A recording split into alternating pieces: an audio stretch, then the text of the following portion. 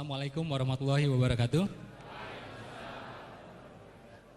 Ya, jadi nanti kalau kita lihat materinya seperti apapun, jadi mohon jangan tepuk tangan ya. Jadi memang ada hadisnya di masjid itu tidak boleh tepuk tangan ya, seperti itu. Yang udah baca bukunya siapa? Boleh tahu? Oke. Yang belum pernah baca sama sekali ada? Nah, ya, baru malam ini dapat hidayah ya. Nah, yang udah baca coba angkat tangan beneran. Oke, yang sudah baca dan sudah praktek ya, dan sedikit banyak sudah mengalami keajaiban, siapa? Oke, ada ya contohnya. Jadi kalau benar-benar praktek, insya Allah pasti ngefek. Pasti apa? Ya, insya Allah pasti ngefek. Bukan karena saya, bukan karena buku saya, bukan karena seminar saya, enggak. Semua karena Allah gitu. Cuma karena ini ada wasilahnya. Karena ilmu yang kita pelajari ya, karena sesuatu yang kita terapkan sungguh-sungguh. Nah, di situ. Jadi saya pesankan pada teman-teman di sini, nanti ketika tahu ilmunya langsung praktek. Ya, hari ini juga, malam ini juga. Kalau ketunda satu hari, nanti efeknya bisa ketunda berbulan-bulan. Beneran. Ya, jadi pas tahu langsung praktek. Boleh? Boleh nggak ini? Oke, kita mulai.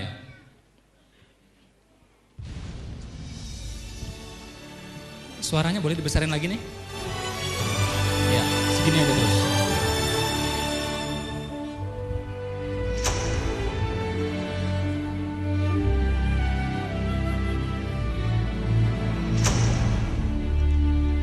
Ya, semua bermulai ya, semua berawal dari impian. Impian ini seperti niat, ya, sesuatu yang diletakkan paling awal tapi mempengaruhi hasil akhir. Sesuatu yang kayaknya tidak terlihat tapi nanti hasilnya paling terlihat. Itulah niat, itulah impian, itulah visi. Kalau kita mengenal sebagai impian, ya, tapi kalau dalam amal namanya niat. Dalam perusahaan namanya visi, ya. Dia tidak terlihat tapi nanti hasilnya paling terlihat. Nah, muslim itu dianjurkan untuk kuat dan kaya. Jadi kita mesti punya niat untuk itu. Kalau belum nggak apa-apa, tapi diniatkan, diikhtiarkan, ya. Jangan sampai niat aja nggak ada. Karena muslim itu targetnya menurut saya cuma dua itu, kaya, kalau nggak kaya raya itu, ya. Wah, nanti kalau semuanya kaya, siapa yang kerja Pak? Tenang aja, nanti kita ambil orang lain ya, TKI gitu ya, tenaga kerja Inggris gitu misalnya, ya. Nah, atau TKW gitu ya, tenaga kerja Washington gitu ya. Nah, jadi mereka yang kerja gitu, pasti ada yang kerja, tenang aja, ya. Kan adil Pak, sunatullah Pak, ada yang kaya, ada yang miskin, benar. Yang penting bukan kita yang miskin, ya, itu aja prinsipnya. Bukan kita, bukan keluarga kita, bukan kota kita, bukan negara kita. Pasti ada yang miskin, tenang aja, ya.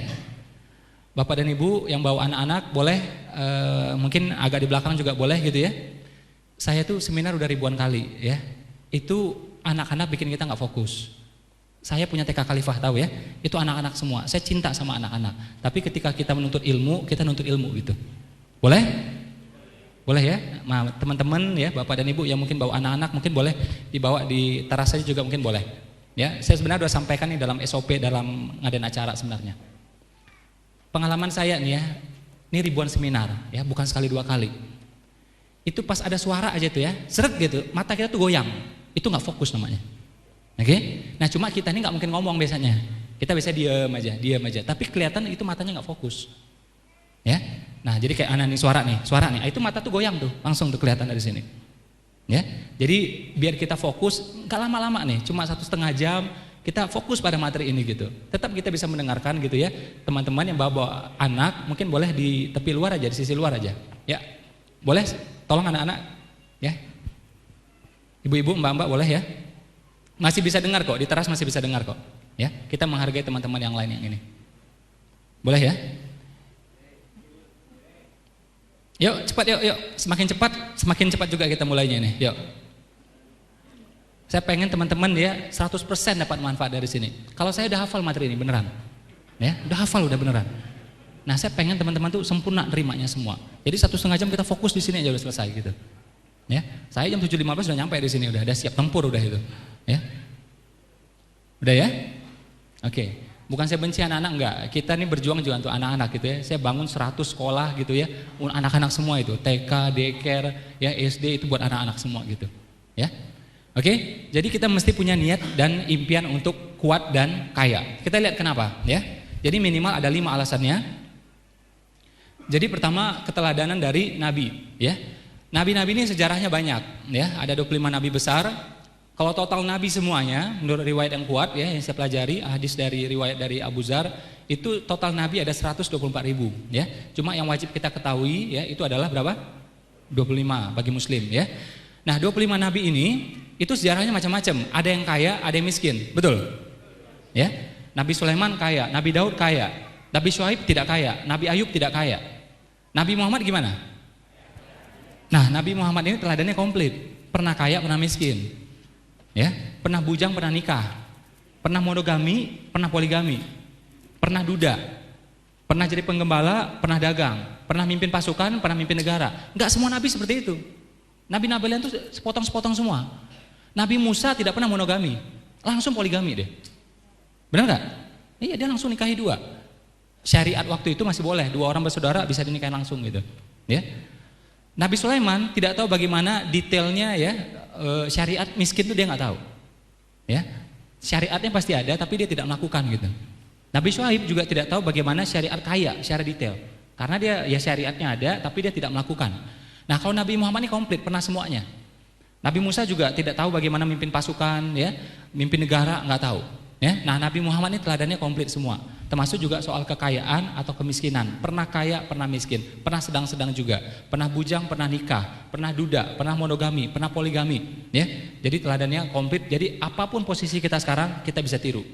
Nah, cuma kalau pertanyaannya dilanjutkan, Nabi itu lebih lama kayanya atau miskinnya?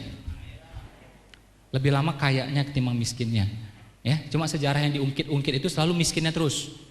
Karena mohon maaf, ustadz kita juga kebanyakan miskin, jemaah juga miskin, ya. Jadi sejarah yang dicongkel miskin-miskin semua, ya. Mestinya berimbang, miskinnya diekspos, yang kaya juga diekspos.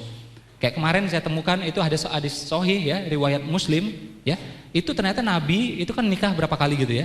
Itu nikahnya di zaman Aisyah itu dengan istrinya dia kasih mas kawin itu 500 dirham. Itu puluhan juta. Kalau sama Khadijah dia berikan puluhan onta, ya. Puluhan onta itu juga nilainya pasti juga puluhan juta, bahkan di atas 100 juta mungkin, ya. Nah, jadi siapa bilang Nabi itu miskin? Nah, kalau ditanya kayanya dari mana? Karena perdagangannya. Bayangkan, dia mulai dagang sejak usia 8 tahun, betul? Ikut pamannya. Sejak usia 8 tahun sampai usia 20-an, 30-an. Ini logika sederhana aja deh. Nabi itu kira-kira jujur nggak? Ya jujur lah, al-amin gitu. Kira-kira dia kerja keras nggak? Kira-kira dia pintar nggak? Orang pintar gitu ya. Gigih, jujur, udah dagang 20 tahun lebih, mungkin nggak masih kere juga? Nggak mungkin menurut saya. Itu logika sederhana aja itu, ya. Jadi 20 tahun dia bisnis itu, saya yakin dia kaya raya. Uang kita aja orang biasa nih ya, yang begonya juga lebih banyak gitu ya. Kalau Nabi kan jelas dijamin tidak bodoh gitu. Kita nih banyak salahnya, ya kan, banyak jahilnya, banyak bodohnya gitu ya. Gigih aja bisa kaya, apalagi Nabi coba. Oke? Nah, jadi dia kaya karena perniagaannya. Makanya ketika menikah dia kasih mas kawin puluhan onta pada istrinya Khadijah, oke, bukan harta warisan. Setelah menikah, gimana kira-kira ekonominya? Makin kaya, karena apa? Istrinya lebih kaya, benar nggak? Iya. Masuk masa kenabian, kira-kira gimana? Miskin atau kaya? Makin kaya, karena ketika masuk masa kenabian di masa perjuangan itu, ghanimah itu 1/5 haknya Nabi. Itu ada ayatnya, ya, ada ayatnya, bukan hadis lagi itu. 1/5 haknya Nabi. Tapi kenapa kita lihat Nabi bajunya tambal-tambal, tidurnya pakai alas daun gitu? Karena makanan nggak ada, ya, makanan cuma kurma 1 atau 2 aja gitu, ya. Kadang-kadang juga di perutnya diganjal gitu, ya, saking laparnya. Nah, Nabi itu sangat kaya tapi sangat sederhana. Sulit kita membayangkannya, sulit. Sama kayak Nabi sholat sampai kakinya bengkak, kita kan bingung bayanginnya gimana. Nah, sederhananya Nabi juga kayak gitu. Jadi dia terima, ya, jadi kayak ghanimah dia terima tuh. Kemudian apa? Disedekahin lagi sama dia, diwakafkan lagi sama dia. Ini yang ditiru oleh para sahabat yang terdekat gitu ya, seperti Umar ya, seperti Ali gitu juga. Makanya hidupnya sangat-sangat sederhana, ya. Jadi Ali pun sangat kaya sebenarnya, karena Ali itu pejuang dan Ali nggak pernah kalah. Tidak ada satupun perang ya kalau Ali terjun itu kalah, nggak ada. Nah, Nabi itu ya jadi kan para pejuang itu dapat tuh ya. Nah, kalau keluarga Nabi itu dapat 1/5. Pejuang dapat nggak? Dapat juga. Ali itu pejuang. Oke, nah cuma Ali sama seperti yang lain gitu ya, yang sahabat-sahabat terdekat Nabi ya. Jadi sahabat tuh ada 2 tuh, ada sahabat biasa, ada sahabat terdekat. Ini hati-hati ngomongnya. Kalau ngomong sahabat aja, sahabat pun banyak yang bengal, yang lebih ngaco daripada kita juga ada. Benar nggak? Definisi sahabat apa? Orang yang pernah bertemu dengan Nabi walaupun cuma sekali dan Muslim, cuma itu syaratnya. Jadi cuma muslim, bukan mukmin loh. Namanya muslim itu banyak yang ngaco juga. Makanya kita muncul ya, ada riwayatnya, ada yang kena rajam juga gitu ya, ada yang dipotong tangannya juga ya, ada juga yang ketika ghanimah itu disembunyikan sama dia gitu ya, sehingga dia tidak matinya syahid gitu ya. Nah ini sahabat semua ini ya. Jadi ada yang soleh, ada juga yang tidak soleh, kayak kita semua lah gitu ya. Nah tapi kalau kita ngomong sahabat terdekat Nabi, kita lihat teladannya luar biasa semua. Sederhananya persis seperti Nabi ya. Jadi Nabi itu kaya karena perniagaannya, karena pernikahannya, karena kenabiannya. Nah ketika masuk ya penaklukan Mekah makin kaya. Karena apa? Ketika dia menjadi penakluk Mekah gitu ya, itu raja-raja di sekitar, ini baca nih sirah nabawinya, itu raja-raja sekitar itu memberikan harta-harta ya untuk Nabi juga. Karena kagumnya dia ngasih pada Nabi gajah-gajah, onta-onta, berlian ya, budak-budak. Sama Nabi ini diterima. Kemudian disedekahkan lagi sama dia, diwakafkan lagi sama dia. Nah itu yang namanya kaya. Dia itu apa? Jadi dia pernah memiliki, kemudian dia sedekahkan. Bedanya orang yang nggak punya apa-apa, dia tidak pernah memiliki. Kayak Bilal, dia tidak memiliki itu. Oke? Nah Nabi memutuskan untuk sederhana. Jadi kalau kita nggak makan berhari-hari karena kere, itu bukan sederhana, ya. Naik motor, ngojek kemana-mana gitu ya. Nah itu bukan sederhana, memang mampunya itu. Nabi memilih untuk lifestyle-nya sederhana. Nabi sengaja ekstrim seperti itu ya biar kita tuh berusaha ngikuti. Kalau nabinya foya-foya kita pasti lebih gila lagi sudah. Ya, Nabi udah kayak gitu kita masih ngaco, ya kan? Nah, jadi Nabi itu kaya. Ini Nabi, istri Nabi, sahabat-sahabat terdekat Nabi, Umar, Utsman, Abdurrahman bin Auf itu kayaknya luar biasa. Abu Bakar ya, budak yang mahal dibeli sama dia. Ya, mata air yang mahal dibeli sama Utsman. Oke? Pasar dibeli sama Abdurrahman bin Auf. Ya, ketika pasar dikuasai yang lain, Nabi tidak biarkan gitu aja. Nabi nggak bilang, kita masih punya akhirat yang lebih kekal. Nggak kayak gitu. Nabi utus Abdurrahman bin Auf untuk kuasai itu pasar. Ketika mata air dikuasai yang lain, Nabi nggak biarkan kita masih punya salsabila di sorga. Nabi nggak ngomong seperti itu. Dia utus untuk Utsman ya, sama Utsman beli itu mata air. Mahal, beli aja nggak masalah. 10 kali lipat lebih mahal, beli aja. Karena itu perlu. Aset-aset penting harus dipegang oleh kita. Ya, jadi bukan masjid aja dia pegang, semua dipegang.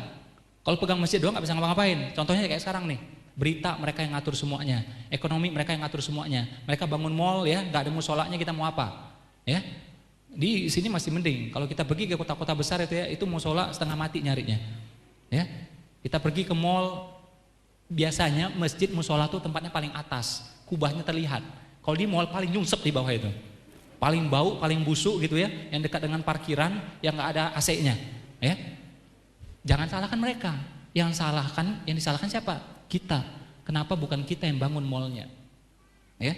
Jadi makanya dianjurkan itu kuat dan kaya. Nabi bilang sebaik-baiknya harta berada di tangan orang beriman. Jadi orang beriman, orang soleh mesti pegang hartanya supaya kita bisa mengendalikan ke arah kebaikan. Sekarang harta nggak di tangan kita, di tangan mereka. Makanya kacau balau semuanya. Ya, media mereka yang ngatur semuanya dan seterusnya. Ya, nah jadi sahabat-sahabat yang terdekat Nabi juga kaya. Islam dibawa masuk ke Indonesia. Kira-kira siapa yang bawa? Orang miskin atau orang kaya? Kaya juga, saudagar. Kita tahu sejarahnya semua. Pendiri, ya, pimpinan Wali Songo. Siapa namanya? Maulana Maghribi. Kaya atau miskin? Kaya, baca sejarahnya. Saking kayanya dia tuh punya kayak supermarket besar gitu ya. Nah sama dia dimurahin tuh. Murah, akhirnya orang datang ke sana, ramai ke sana. Di sanalah dia berdakwah. Jadi teknik dakwahnya melalui perdagangan. Dia pakai 3 tuh, perdagangan, pengobatan, dan irigasi. Dia jago 3 hal ini, luar biasa. Ya, perdagangan, pengobatan, irigasi. Nah itu Maulana Maghribi, ya, pimpinan Wali Songo. Dialah yang membiayai 8 wali lainnya. Pendiri NU, kaya nggak? Kaya. Baca sejarahnya Hasyim Asy'ari seperti apa. Pendiri Muhammadiyah, kaya nggak? Kaya. Mereka tuh sudah kaya, baru bikin organisasi, baru bikin partai gitu loh. Kita mau kaya masuk partai, itu kelakuan kita tuh, ya. Iya. Mereka tuh udah kaya sama kayak Umar kan, udah kaya dari usahanya, baru jadi khalifah, baru jadi PNS, jadi tenang gitu loh. Nggak mikirin duit macam-macam, nggak mikir lagi, sudah tenang sudah gitu. Ya. Nah. Kaya semua, termasuk juga Serikat Dagang Islam, ya. Itu adalah kumpulan orang-orang kaya yang membantu kemerdekaan Indonesia. Serikat Dagang Islam dengan Budi Utomo itu selisihnya beda sekian tahun aja. Cuma karena kita negara nasionalis, yang diekspos adalah Budi Utomonya. Serikat Dagang Islamnya jarang diekspos. Kalau kita baca lagi sejarahnya akan lihat seperti apa. Jadi dari A sampai Z, teladan Islam tuh kaya-kaya semua. Yang kere siapa? Nah ini sekarang nih, ya. Nah, kita sekarang ini. Ya, makanya gampang diotak-atik sama yang lainnya. Allah bilang dia lebih suka pada mukmin yang apa? Kuat. Betul. Ini kata kuncinya dua ya, mukmin dan kuat. Jadi memang harus mukmin, bukan sekedar muslim. Ya. Mukmin tuh. Jadi insya Allah soleh tuh. Ya, beriman beneran tuh, ya. Dan kaya. Kebayang kalau kaya doang nggak mukmin, kacau juga. Contohnya udah banyak. Oke? Atau misalnya mukmin aja tapi lemah. Allah nggak suka juga. Allah lebih suka mukmin yang kuat, ya. Itu hadisnya sahih, ya. Kuat apanya? Ilmunya, amalnya, imannya, nafkahnya juga, semuanya. Ya, jadi teladan itu komplit, nggak bisa sepotong-sepotong, semuanya itu kuat. Dan ayatnya juga mengatakan, hendaklah engkau risau meninggalkan ahli warismu dalam keadaan lemah. Ayat ini ditegaskan oleh sebuah hadis yang bunyinya, meninggalkan ahli warismu dalam keadaan cukup itu lebih baik daripada meninggalkan mereka dalam keadaan lemah. Ya, lemah semuanya, lemah ilmu, iman, nafkah dan semuanya. Kefakiran dekat dengan kekufuran. Ada yang berdebat, wah ini bukan hadis, wah ini hadisnya lemah, wah ini cuma perkataan sahabat, macam-macam ngomongnya. Kefakiran dekat dengan kekufuran. Terlepas ini hadis atau tidak, tapi kenyataannya terjadi. Betapa banyak orang lepas imannya gara-gara fakir, betul nggak? Kita lihat sekarang, entah itu hadis atau tidak, ya. Tapi kalau yang saya pelajari itu hadis, ya. Tapi ada yang bilang, oh itu bukan hadis, ya udah. Tapi itu terjadi sekarang. Itu yang dikhawatirkan itu terjadi. Karena memang fakir, akhirnya apa? Kufur, akhirnya kafir. Terjadi di sekitar kita. Dikasih beasiswa, pindah dia. Dikasih sembako, pindah dia. Dikasih pengobatan, pindah dia. Mungkin imannya kuat, tapi pas ibunya yang sakit, goyah juga imannya. Ya, nah begitu rawannya kefakiran. Oke? Nah jadi Nabi dan kalau berdasarkan teladan Nabi dan semuanya kita diajarkan untuk kuat dan kaya. Kapan Nabi itu susahnya? Ketika Nabi itu diboikot, diembargo, istrinya meninggal, pamannya meninggal, tidak ada lagi pelindung bagi dia. Ya, nah itu dia diboikot tuh, mau jualan susah, mau beli susah. Nah inilah dia memang susah secara ekonomi. Nah itu berapa lama masanya? Sekitar 3 tahun. Ini pesan buat kita semua. Kalau miskin jangan lama-lama, ya maksimum 3 tahun. Ya, nah yang udah lebih dari 3 tahun sholat tobat, ya. Nah tersinggung gitu ya. Mau tersinggung nggak usah datang aja ikut seminar ya. Terus juga Allah menjanjikan di surah 53 ayat 40-an, ya. Ini seperti teka-teki, seperti lawan kata. Allah yang menghidupkan dan mematikan, menjadikan laki-laki dan perempuan, ya, membuat manusia tertawa dan menangis, yang menjadikan, ya, yang memberikan kekayaan dan nah, kalau belum baca ayatnya, kalau belum baca bukunya pasti bilang kekayaan dan kemiskinan. Ternyata tidak. Allah cuma memberikan kekayaan dan kecukupan. Surah 53, surah An-Najm ayat 40-an berturut. Ya, laki-laki perempuan tertawa dan menangis, ya. Memberikan kekayaan dan kecukupan. Jadi Allah tidak pernah memberikan kemiskinan. Jadi kalau miskin salah siapa? Kitanya. Kurang ikhtiarnya, kurang amalnya, kurang ilmunya, susah jadinya. Yang Allah mau kita ini sebenarnya itu nyaman. Persis seperti Nabi Adam diciptakan, nyaman hidupnya. Kenapa keluar dari sorga? Karena salah Adamnya. Kenapa bencana alam? Karena tangan-tangan manusia. Gak mungkin Allah iseng tiba-tiba munculin bencana alam, enggak. Karena tangan-tangan manusia, jelas ayatnya gitu. Ya. Kalau aslinya Allah gak pengen turunkan bencana alam. Ya. Makanya kita lihat ya, kayak negeri seperti Brunei. Itu Brunei negerinya luar biasa. Dia berusaha sekarang terapkan syariat Islam. Itu mata uangnya naik setiap tahunnya 20%, 30% setiap tahunnya. Itu terkuat di dunia, tahu nggak? Itu Brunei gitu. Ya. Amerika aja kalah, Eropa juga kalah. Nah, kalau penduduk suatu negeri itu bertakwa, Allah turunkan tuh rezeki dari langit dan dari bumi, keluar semuanya. Oke? Sama juga Arab Saudi, walaupun banyak salahnya, tapi mereka berusaha untuk taat. Rezekinya nggak putus-putus. Oh, tapi kan karena minyak Pak, siapa bilang? Tahun 80 itu Arab Saudi itu susah. Dia terima bantuan dari kita dari Mesir. Bahkan kiswah itu Mesir yang bikin itu. Ya. Nah, karena berusaha untuk bertakwa, apa yang terjadi? Akhirnya itu tuh keluar tuh mesin minyaknya ketemu, ya, air zam-zamnya ketemu gitu ya. Jemaah haji lebih gampang datangnya, mesin uang bagi mereka semuanya. Ya. Nah, kalau kita ngomong Indonesia kan berat. Kita mulai dari diri kita, mulai dari Klaten, mulai dari rumah kita, mulai organisasi kita dan seterusnya. Yang sebenarnya Allah tidak pengen kita itu susah. Allah nggak pengen kita itu sakit. Allah nggak pengen kita tuh dapat bencana alam, enggak. Ya, Allah pengen kita tuh cukup, kalau nggak kaya, bebas dari bencana alam, bebas dari sakit, bebas dari semuanya. Setuju nggak ini? Iya, termasuk juga barang hilang. Salah siapa? Apakah salah Allah? Enggak, kita yang salah kok. Lalai hilang, ceroboh hilang, atau apa? Makan hak orang lain, makanya barangnya hilang. Perniagaan kita rugi, gara-gara apa? Ya itu nggak tahu ilmunya, makanya rugi. Nggak hati-hati, makanya rugi. Atau apa? Mungkin makan hak orang lain, mungkin nggak bayar zakat, makanya rugi. Ya, yang aslinya Allah nggak pengen kita itu rugi, itu nggak mau. Ada yang memang namanya ujian, tapi itu sesekali turunnya. Oke, tapi kalau kebanyakan kita, termasuk saya, itu memang ada teguran itu. Azab beneran sudah itu. Jadi kalau handphone hilang, jangan ngomong apa? Jangan ngomong ujian, teguran beneran. DP azab, ngomongnya kayak gitu tuh, ya. Jadi kita introspeksi, beneran. Saya juga sakit gitu. Saya kalau ada kemalangan saya kayak gitu, saya introspeksi, salah saya di mana, ya. Nah, yang Allah mau kita tuh cukup atau kaya. Terus juga kalau kita berkecukupan biasanya lebih mudah untuk bersyukur. Sebenarnya miskin atau kaya bersyukur, tapi memang nature-nya manusia, ya, kodratnya manusia biasanya kalau cukup lebih mudah syukurnya. Kita sekarang ngumpul di sini, ada karpet, ada kipas, ya, ada ruangan seperti ini, itu lebih mudah bersyukur ketimbang kita ngumpul di tanah lapang, ya, langsung ada tanahnya gitu, ya, kepanasan, itu kita lebih sulit untuk bersyukur. Walaupun sebenarnya dimanapun untuk, ya, kita diwajibkan untuk bersyukur yang sebenarnya, ya. Terus juga Islam itu dari segi amal, ibadahnya, amal itu paling mahal sedunia, ya. Umroh, haji, akikah, kurban, zakat, oke, apalagi menegakkan apa? Rumah ibadah, sekolah, rumah sakit dan seterusnya. Kalau kita kere nggak bisa itu. Ya. Orang miskin bisa berhaji nggak? Hah? Bisa, tapi tidak bisa memberangkatkan orang berhaji, itu bedanya. Nggak bisa bikin travel umroh, itu bedanya. Orang miskin bisa sekolah nggak? Bisa, tapi tidak bisa menyekolahkan orang lain, tidak bisa bangun sekolahnya, tidak bisa bikin TK Khalifah, nah itu bedanya, ya. Oke? Nah, memang ada fadilah harta, memang ada fadilah harta itu, yang tidak bisa disaingi oleh orang yang tidak memiliki harta, gitu, ya. Itu diprotes dulu sama Bilal gitu. Nabi bilang memang itu fadilah harta, ya memang engkau tidak bisa lakukan, ya. Dia bilang Utsman nggak ada juga hartanya tuh, habis juga untuk sedekah, aku juga nggak punya juga harta. Apa bedanya? Beda. Dia telah menafkahkan di jalan Allah. Itu bedanya. Walaupun ujung-ujungnya sama-sama nggak punya. Ya, itu namanya memang fadilah harta. Kita lihat haji. Haji hukumnya apa? Hah? Kita paling suka tuh nyambung kalimatnya, wajib kalau mampu, ya. Nah, kalau ngomong kalau mampu, ya semua juga kalau mampu.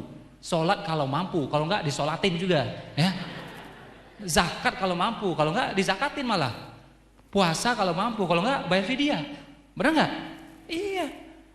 Kalau Allah nurunkan sebuah syariat, sebenarnya kita diberi potensi untuk mampu. Cuma ada yang serius, ada yang bertele-tele. Itu aja intinya. Kalau orang bisa beli mobil, menurut saya dia udah bisa berhaji. Ya, karena beli mobil 200 juta.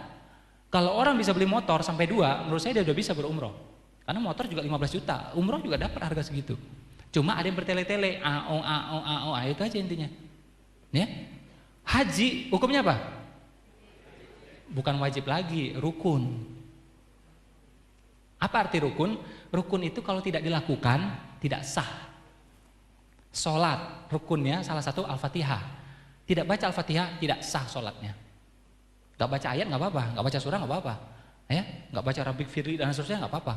Oke, nggak harus kita ngulang. Tapi kalau nggak baca Al-Fatihah tidak sah sholatnya, ya. Nah, rukunnya orang Islam salah satu berhaji. Kalau tidak dilakukan hajinya berarti silahkan dipikirkan, ya. Silahkan dipikirkan, ya. Makanya Ahmad Dahlan itu dia berusaha berhaji bersegera, ya, bersegera sejak usianya sebelum 20 tahun dia udah berangkat berhaji. Karena namanya sesuatu yang wajib tentu bersegera. Ada misalnya nih ya, kita mau sholat maghrib misalnya, waktunya mepet gitu ya. Nah, waktunya kita tinggal mepet tuh, tinggal 15 menit lagi misalnya maghrib bakal habis. Apakah kita sholat sunnah atau langsung sholat maghrib? Langsung maghrib, itu namanya wajib, disegerakan. Apalagi rukun. Nah, haji baiknya gimana? Disegerakan juga. Kalau haji biasa, daftar biasa, ngantrinya berapa tahun di sini di Klaten? 10 tahun, ya paling cepat 8 tahun di Indonesia, setahu saya. Ya, bisa 12 tahun, bisa 15 tahun. Kalau Samarinda tuh 12 tahun tuh. Banjarmasin 15 tahun tuh. Ya, luar biasa lamanya. Namanya ibadah wajib, bagusnya gimana? Bersegera. Kalau bersegera pakai plus. Plus harganya berapa? paling murah 100 juta.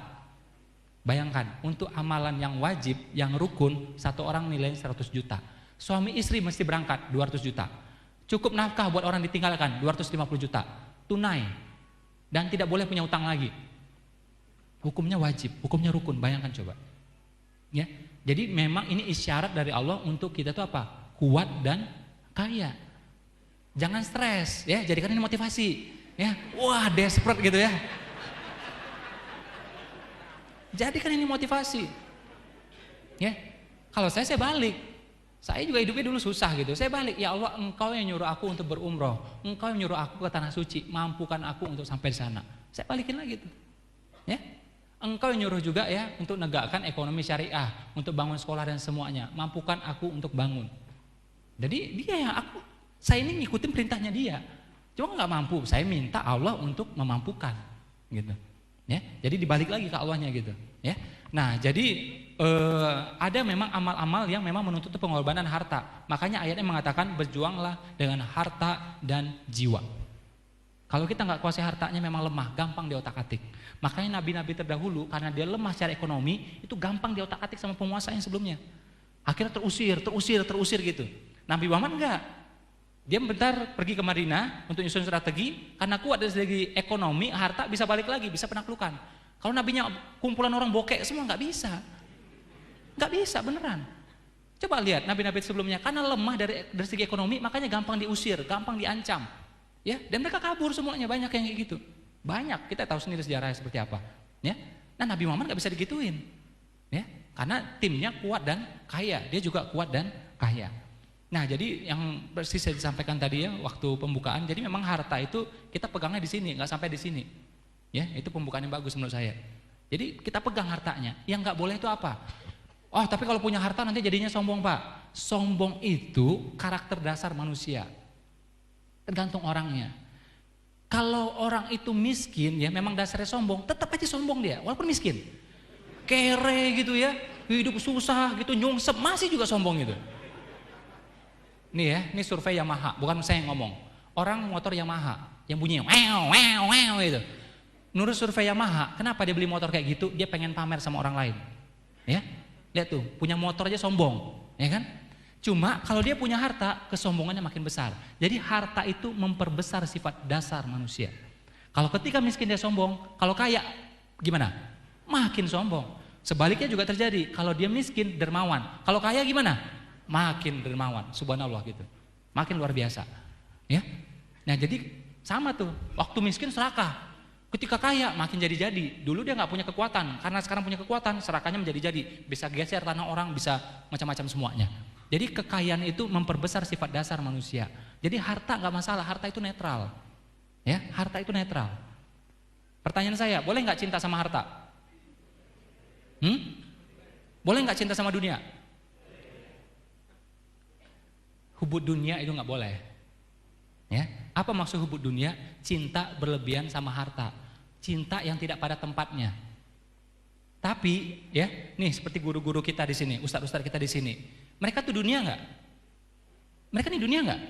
Dunia kan? Boleh nggak kita cinta beliau sebagai guru, sebagai ustadz, sebagai ulama? Boleh nggak? Boleh nggak? Boleh. Teman-teman cinta saya sebagai saudara sesama muslim, boleh nggak? Boleh. Saya ini bagian dari dunia. Oke? Boleh, yang penting apa? Sekedarnya, jangan berlebihan. Kita punya anak, punya istri. Anak dan istri itu apa? Dunia nggak? Dunia. Boleh nggak dicintai? Bukan hanya boleh, wajib malah. Yang lebih ekstrim lagi nih, kita punya mobil Fortuner misalnya, X-Trail misalnya. Oke? Boleh nggak kita cinta sama tuh mobil? Boleh. Dalam takaran yang wajar. Kita dapat tuh Fortuner, kita dapat tuh X-Trail, kita rawat, kita jaga, kita lap, itu boleh. Jangan malah ini dunia semua nih akhirnya kita biarin gitu, nggak dicuci, nggak diganti olinya, itu malah namanya kufur nikmat. Yang nggak boleh apa? Kita nyuci itu mobil sampai lupa waktu sholat, salah sudah itu, ya. Atau misalnya anak kita gores tuh mobil, akhirnya apa? Kita marahin tuh anak, artinya apa? Lebih cinta pada mobilnya ketimbang anaknya, itu yang salah. Jadi yang nggak boleh itu cinta berlebihan terhadap harta.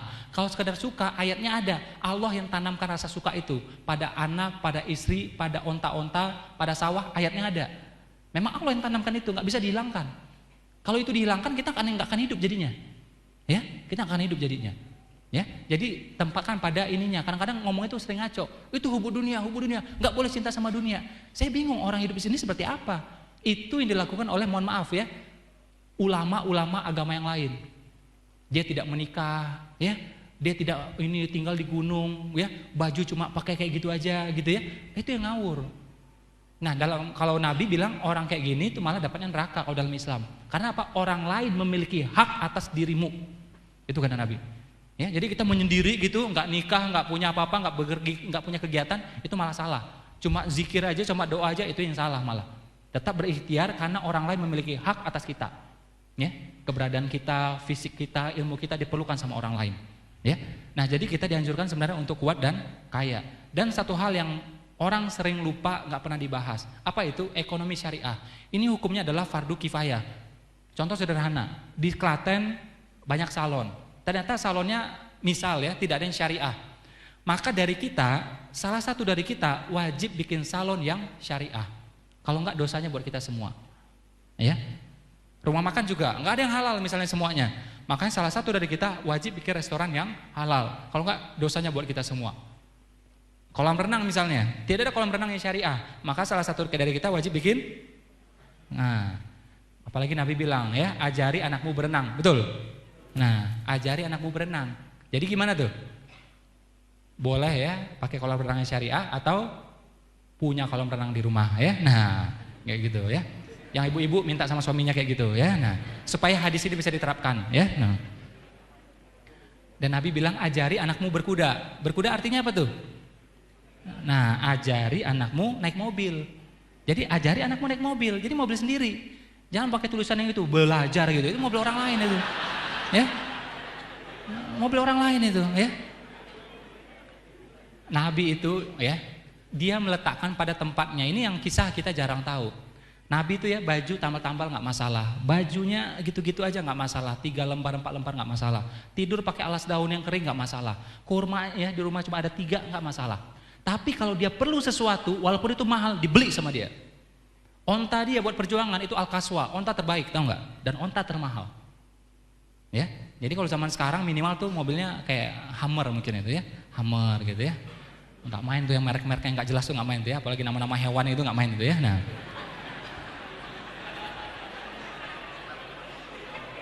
kan ada tuh ya. Jadi buka garasi gitu kayak masuk kebun binatang gitu ya. Nah, ada kancil, kuda, kijang, macam-macam semuanya ya. Nah, ya apa yang ada alhamdulillah ya. Wajib disyukuri gitu ya. Tapi kalau Nabi buat perjuangan dia pakai onta terbaik Al-Qaswa. Nggak mau itu dia sembarangan. Baju perang juga dia cari yang terbaik. Ya, ada sebagian dari ini, dari itu, dari Persia dia cari yang terbaik. Nggak mau yang KW-KW gitu nggak mau dia. Ya, ntar tembus ntar repot itu.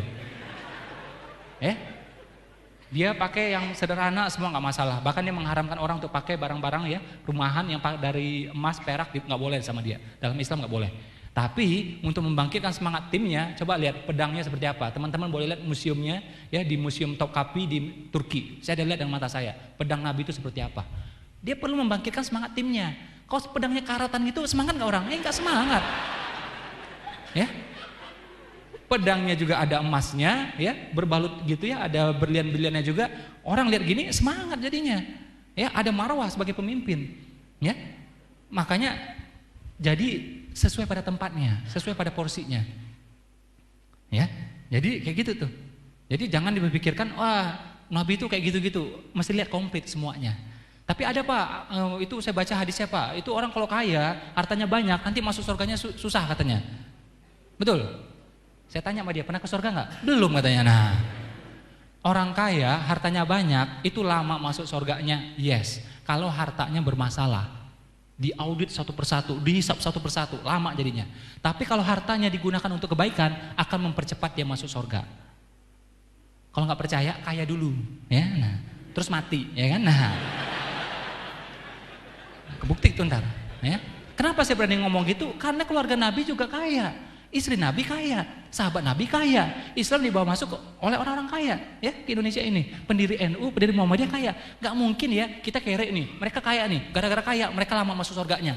Kita mentang-mentang kere, masuk surga duluan, gak mungkin. Yakin saya gak mungkin itu. Ya, pasti mereka masuknya cepat. Ya, Ada memang hadisnya orang kaya masuk surga itu 500 tahun lebih lama. Ada lagi bilang 40 musim lebih lama. Saya cek hadis tersebut lemah. Ya, oh lemah ngapain kita bahas? Ada lagi hadis mengatakan Abdurrahman bin Auf masuk surga dengan merangkak. Jadi saking kayanya, hisapnya lama, jadi masuk surga sulit sampai merangkak dia. Saya cek tuh hadisnya. Kalau memang hadis itu benar, saya nggak mau kaya. Ngapain saya kaya? Uang dia solehnya luar biasa, masuk surga susah, apalagi saya. Ya dia pakai merangkak. Saya gimana ntar? Ya. Saya cek juga sanadnya lemah udah kita nggak usah bahas, ngapain kita bahas, gitu, ya. Nah, karena saya tunjukin Abdurrahman bin Auf itu, wah fadilahnya luar biasa gitu ya. Dia turun, walaupun dia kaya, tapi dia juga sedekah secara fisik, turun langsung gitu. Makanya mulutnya sampai rusak ya, karena peperangan. Jadi memang luar biasa pengorbanannya, harta dan jiwanya beneran. Ketika Nabi meninggal, istri-istri Nabi disantuni oleh Abdurrahman bin Auf gitu, ya. Dan sekali sedekah itu jebret 80 miliar, itu sekali sedekahnya dia itu, ya. Apakah mungkin orang kayak gini pengorbanan yang besar luar biasa masuk surga dengan susah payah? Nggak yakin saya. Kalau saya susah saya masih percaya. Tapi kalau Abdurrahman bin Auf saya nggak percaya. Ya. Nah, jadi ini yang kita sering salah pahami. Jadi disepotong-sepotong ya, dan atau hanya sekilas-sekilas gitu ya. Ini yang ditanamkan Belanda sama kita ya beratus tahun agar kita lepas dengan dunia. Snoek Hugronje ngomong, dia bikin dalam bukunya, dia abadikan tuh dalam bukunya. Teman-teman boleh cek. Judul bukunya The Acehness, orang-orang Aceh. Dia bilang, Muslim Aceh cukuplah khusyuk beribadah di musola. Kebun-kebun urusan kami, kata dia. Itu kurang ajar ya dia tuh. Kalau dia ngomong wajar, memang dia tujuannya kayak gitu. Sekarang itu dipakai juga oleh ustadz-ustadz kita. Ini ngaco menurut saya. Kita lepas dengan dunianya, nggak ngerti perniagaannya, nggak ngerti semuanya, orang yang otak-atik semuanya. Kita taunya cuma ini doang. Ya, akhirnya kita karena nggak menguasain yang lain, bahkan bangun masjid pun nanti udah nggak bisa, tahu nggak jadinya? Ya, digusur pun kita bisa jadinya, tahu nggak? Ya, nah, jadi mesti kuat. Ya, jadi kita ini punya marwah, orang nggak sembarangan ngomong sama kita, benar nggak? 1000 orang miskin ya, mohon maaf saya bilangnya, 1000 orang miskin tuh demo sama wali kota nggak bakal didengar, percaya sama saya. Tapi seorang pengusaha, ya, miliarder, dia ketemu makan siang sama wali kota bisa berubah tuh peraturan. Itu pentingnya harta, tahu nggak? Ya kan? Ya, kita lihat nih seperti pemilihan presiden sekarang, bagaimana harta itu berputar semuanya. Saya berpikir positif aja, andai kata orang ini soleh-soleh semua, ini pasti jadi kekuatan luar biasa itu, harta itu, ya. Nah, cuma ya itulah sayangnya itu. Mungkin ya giliran kita lah, ya, giliran kita yang kayaknya. Kan solehnya udah nih, ya. Nah, yang tinggal kayaknya lagi. Memang baik itu dua-duanya, soleh kaya. Cilakanya kita ini sekarang, yang soleh nggak mau kaya, yang kaya nggak mau soleh. Benar nggak?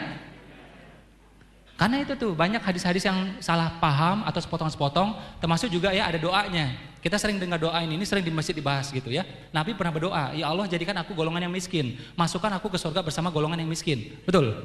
Siapa yang pernah dengar tuh? Pernah dengar ya? Populer banget itu ya. Itu hadisnya kuat. Saya sudah cek itu. Loh, ternyata Nabi aja pengen miskin Pak. Ya, pengen masuk surga bersama golongan yang miskin Pak. Hadisnya kuat, terjemahannya salah. Nabi berdoa, ya Allah jadikan aku golongan yang kholil, masukkan aku ke surga bersama golongan yang kholil. Kholil artinya apa? Yang ngerti bahasa Arab, kholil artinya apa? Sedikit, bukan miskin. Kenapa terjemahan jadi miskin? Ya Allah jadikan aku golongan yang sedikit dan masukkan aku ke surga bersama golongan yang sedikit. Karena apa? Ayatnya bilang kebanyakan manusia tidak berpikir, kebanyakan manusia tidak mengetahui, kebanyakan manusia tidak bersyukur. Artinya apa? Hanya sedikit yang bersyukur, hanya sedikit yang mengetahui. Nabi pengen jadi yang sedikit ini, yang kholil ini. Nah, terjemahan di Indonesia jadi miskin. Bingung saya tuh dari mana tuh terjemahannya itu, ya? Jadi mesti komplit. Boleh bahas miskinnya Nabi, boleh. Agar kita juga ketika kita miskin kita tahu, oh bersikapnya gimana nih kalau miskin. Ya, sabar. Mau miskin mau kemana lagi ya mesti sabar ya. Mau kemana ente? Ya. Mau gimana lagi? Sabar, oke? Karena derajat orang kaya yang bersyukur sama seperti orang miskin yang bersabar. Ini fadilahnya sama. Cuma kalau saya mending milih yang ini aja. Teman-teman pilih mana? Miskin bersabar atau kaya bersyukur? Pilih mana coba? Nah, iya. Nah, iya. Tapi pasti ada orang miskin, benar. Enggak harus kita kan? Minimal gantian lah sama yang lain gitu loh ya. Nah, jangan kita lagi gitu ya. Next. Cuma namanya proses pasti nggak gampang. Menuju sukses, menuju kaya itu nggak gampang. Makanya saya bilang sukses itu sukses, suka proses. Ya. Yang namanya orang berada di puncak itu pasti minoritas. Yang berada di atas itu pasti minoritas. Tapi menariknya, setinggi-tingginya gunung itu kalau kita daki akan berada di bawah telapak kaki kita. Setinggi apapun gunungnya. Ya, kita lihat videonya. Saya berada di Gunung Tursina, ya, Gunung Sinai. Disinilah pertama kali Nabi Musa menerima wahyu. Di sini pula Nabi Ibrahim menerima sebuah hikmah. Untuk perjalanan ke sini saya saja, ya, walaupun perjalanan telah dipersiapkan, tapi saya ke sini itu 3 jam jalan kaki, 1,5 jam, dan 1,5 jam lagi kita naik onta. Sebelah kiri dan kanan kita adalah jurang dan sangat-sangat terjal. Ya, ternyata untuk mencapai puncak kita memang harus siap berproses. Ya, kita tidak bisa sampai di puncak hanya dengan melihatnya. Kita harus take action, melangkah dan memastikan semuanya selesai tuntas. Take action. Ya, jadi pasti ada prosesnya. Ya, jadi memang kadang setahun nggak berhasil, 2 tahun nggak berhasil. Saya buka usaha itu sampai 4 kali itu gagal terus itu. Jadi bagaimana cara bangkrut yang cepat? Saya udah tahu caranya. Ya, udah pengalaman soalnya. Jadi kayak gitu, yang habis ya habis semuanya, gitu kan? Sampai jual ini, gadekan ini, macam-macam semuanya. Jadi nggak ada yang instan. Bahkan mie instan saja prosesnya tidak instan ternyata. Benar nggak? Yang sama kita itu instan. Proses produksinya nggak instan. Proses risetnya nggak instan, ya. Jadi mie instan aja ternyata tidak instan, ya. Next, ya. Jadi mesti kita berusaha untuk kuat dan kaya, niatkan, ya. Jadi kalau kita belum kaya nggak apa-apa. Ditanya, kenapa kamu mau kaya? Saya pengen bangun pesantrennya, saya pengen mengumrohkan keluarga saya pengen menghajikan keluarga saya. Ya, kalau kita niatnya gitu, seolah-olah kita telah melakukan beneran, dapat pahala hajinya, dapat pahala umrohnya dan seterusnya. Karena niat, Allah mencatat niatnya dan proses kita. Hasil akhir kita nggak tahu. Takdir akhir itu haknya Allah gitu. Bisa jadi kita udah tunggang langgang, tetap miskin bisa jadi.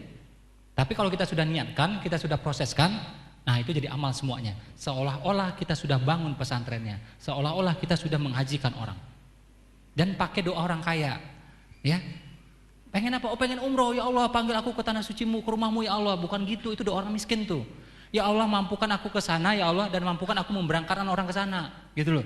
Walaupun belum mampu. Jadi doa itu doa orang kaya. Enggak sendiri aja yang berangkat gitu loh, enggak. Bisa memberangkatkan orang, itu tuh doanya. Saya tuh dulu kayak gitu tuh. Ya, makan susah, ya. Tapi doanya kayak gitu. Ya. Nah, jadi kekayaan itu tentu ada jalannya, ya, ada caranya, ada wasilahnya. Nggak mungkin kita tiba-tiba sholat duha, Allah langsung kasih harta depan kita, kan nggak mungkin. Ya. Nah, apa perantaranya, apa wasilahnya? Pertama pembelajaran. Kayak teman-teman datang di sini itu ya udah, alhamdulillah bagus. Belajar, cari ilmunya. Ya. Cuma saya heran tuh, kalau gratis pesertanya banyak, heran saya. Ya. Kalau saran saya nggak jualan nggak, ya. Tapi teman-teman boleh lihat di luar sana, gitu ya. Kalau memang ada seminar yang bagus di luar sana, training yang bagus, memang kita perlu korbankan waktu, korbankan uang, ya berangkat. Jangan pas kita gratis mau, pas bayar nggak mau. Itu cara pikir yang nggak benar itu, beneran saya bilang. Saya demi Allah ya, waktu saya kuliah itu susah setengah mati. Makan aja kita tuh sering kita nggak makan. Kadang-kadang saya 2 hari itu nggak makan, tau nggak? Ya. Tapi yang namanya ilmu bagi saya sangat penting. Jadi beli buku wajib bagi saya. 200.000, 400.000, beli aja nggak apa-apa waktu kuliah itu. Nggak makan nggak apa-apa. Kalau ini diisi, ini bakal berisi. Ini bakal berisi, ini bakal berisi juga. Ya, tapi kalau cuma ngisi ini doang, sulit tuh. Ini kalau nggak diisi, ya, akhirnya ngapa-ngapain itu sulit. Akhirnya bukan otak yang bekerja, tapi otot yang bekerja. Ya, sampai sekarang saya ikut training orang lain. Saya pergi sampai ke luar negeri, habis biaya belasan juta, bahkan puluhan juta untuk menjemput ilmu. Makanya ilmu selalu dibilang apa? Kita cari. Nggak ada istilah tuh nungguin ilmu, nggak ada saya bilang. Dan memang masih berkorban uang dan waktu. Kalau memang dapat ilmu itu secara cuma-cuma, ya memang bisa gitu ya, ya udah. Tapi kalau ternyata memang harus bayar kayak kita kuliah dan semuanya, ya perjuangkan. Ya, menariknya ya teman-teman boleh cek dimanapun. Orang kalau sungguh-sungguh sama ilmu, nggak ada yang miskin. Coba lihat. Sungguh-sungguh dia ngejar ilmu, nggak ada yang miskin. Allah jamin dia cukup. Ilmu itu cahaya. Allah nggak pengen kita gelap. Orang yang berusaha cari ilmu. Belum tentu orang berilmu loh, tapi dia sungguh-sungguh mencari ilmu, dijamin tidak miskin. Ya. Nah, kalau diterapkan ilmu yang tepat, mudah-mudahan bisa kaya. Tapi mencari ilmu saja itu ya, fadilahnya tidak ada yang miskin. Ilmu itu cahaya. Ya, Allah nggak rela lihat orang tuh cari ilmu jadinya susah, itu nggak mau. Susah tuh sebentar aja, habis itu pasti cahaya. Ya. Nah, jadi belajar, cari ilmunya. Kalau memang kita harus menyisihkan waktu, ya, sisihkan waktu. Ini menarik ya ketika salah satu khalifah naik ya setelah zamannya sahabat, Harun ar-Rasyid gitu ya, dia jadi khalifah. Ada seorang imam hebat, Ya, dia panggil tuh imam. Panggil ke sini deh, ke sini. Ya, ngajar di sini. Imamnya bilang apa? Ilmu itu dijemput, dia bilang. Ilmu itu didatangi, bukan mendatangi. Dia bilang kayak gitu. Ya. Jadi memang cari ilmunya. Ilmu bisnis ya, ilmu marketing, karena memang segala sesuatu ada ilmunya. Benar nggak? Nggak bisa, ini mohon maaf saya bilang ya, duha itu hebat, sedekah itu hebat, semua itu hebat. Tapi nggak bisa kita ngandelin duha, sedekah aja, terus pengen usaha kita jadi miliarder, enggak. Harus tahu ilmunya juga. Ya, tahu ilmunya juga gitu loh. Tahu ilmu marketingnya, tahu ilmu promosinya, propertinya, semuanya. Jadi mesti pelajari ilmunya, cari ilmunya di luar sana, saran saya. Ya, perjuangkan ya. Terus dari mana lagi wasilah kekayaan? Itu perdagangan. Kalau istilah saya itu perdagangan itu adalah kayak ibarat kita tuh buka rekeningnya. Kalau kita buka rekeningnya, Allah tuh gampang transfernya gitu loh. Kalau kita nggak buka rekeningnya, Allah mau transfer lewat mana coba? Ya kan? Atau misalnya beda bank, akhirnya lama tuh clearing, akhirnya kelamaan jadinya nyampe duitnya. Ya. Jadi kalau kita dagang, itu kita ibaratnya buka rekeningnya. Jadi memang di situ wasilahnya. Karena 9 dari 10 bagian dari kehidupan adanya di perniagaan. Kalau bahasa kita 9 dari 10 pintu rezeki adanya di perniagaan, di bisnis. Jadi 90% ya, 90% ya uang itu milik siapa? Pengusaha. 10% milik investor. Karyawan dapat apa? Sisa-sisa, ya. Nah. Beneran. Jadi kalau mau kaya, pengusaha atau investor. Enggak ada cara lain. Oke? Nabi dagang, istri Nabi dagang. Benar enggak? Abdurrahman bin Auf, Umar, Utsman, Abu Bakar dagang semuanya. Pimpinan Wali Songo dagang juga. Oke? Pendiri NU dagang juga sama. Ya, dia punya usaha besi, kebun-kebun macam-macam, ya. Pendiri Muhammadiyah juga sama, punya usaha batik, sekolah dan macam-macam. Dagang juga semuanya. Serikat Dagang Islam, dari namanya kita udah tahu, Serikat Dagang Islam. Ya, ngapain lagi dia? Nggak mungkin main catur, namanya dagang udah jelas, ya. Jadi jelas itu, memang syariatnya itu. Sayangnya sunnah ini diterapkan oleh teman-teman kita yang Tionghoa. Mereka nggak salah, yang salah kita gitu. Nabi dari kecil dagang, itu yang mereka lakukan. Ya, terus apa? Ikut pamannya. Itu yang mereka lakukan. Jadi memang kalau mau kaya, mau sukses harus ada mentornya. Nabi, mereka sekeliling Nabi itu alhamdulillah ya. Jadi pamannya kaya, istrinya kaya. Jadi ada mentor. Sulit kita kaya kalau nggak ada mentornya. Sekarang lihat diri kita, paman kita kaya nggak? Orang tua kaya nggak? Nah, kalau nggak ada cari berarti di luar sana. Beneran saya bilang, beneran. Nabi kenapa gampang bisnisnya, gampang dagangnya gitu ya? Karena pamannya kaya, bisnis beneran. Dan dia ikut pamannya sejak usia 8 tahun. Magang, dagang. Kalau bahasa canggihnya itu dia pakai internship gitu, ya, magang gitu, ya, sama pamannya. Terus ketika menikah, istri juga lebih kaya daripada dia. Nah, jadi dia punya 2 mentor yang super kaya gitu, dan itu dekat sama dia. Makanya kalau kita pengen kaya juga kayak gitu.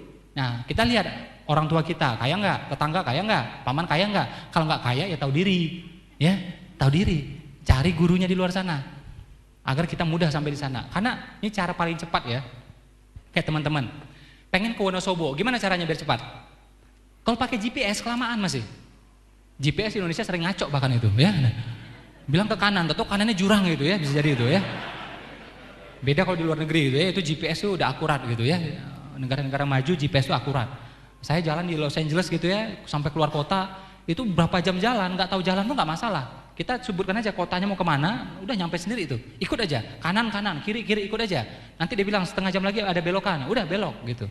Ya, di Jepang juga sama. Kita ikut itu aja nyampe gitu. Indonesia nggak bisa. Nah, makanya kalau pakai GPS lama, pakai peta lama. Gimana caranya biar kita nyampe di Wonosobo? Pergi sama orang yang udah pernah nyampe di sana, benar nggak? Iya, pengen kaya juga gitu. Sama orang yang udah pernah nyampe di sana. Udah jelas pasti nyampe tuh. Ya. Nah, jadi kalau baca buku pun kadang-kadang masih lama tuh. Cari sendiri masih lama tuh. Langsung sama orang yang udah pernah nyampe di sana, itu cara paling cepat. Ya.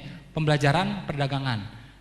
Dagang itu tidak sesulit yang kita bayangkan. Wah, nggak punya modal Pak. Orang yang ngomong nggak punya modal sebenarnya nggak punya kegigihan, tidak punya kreativitas. Ya, modal yang dijadikan alasan. Ambil barang dari sini, jual ke sini. Pakai modal nggak? Nggak pakai modal.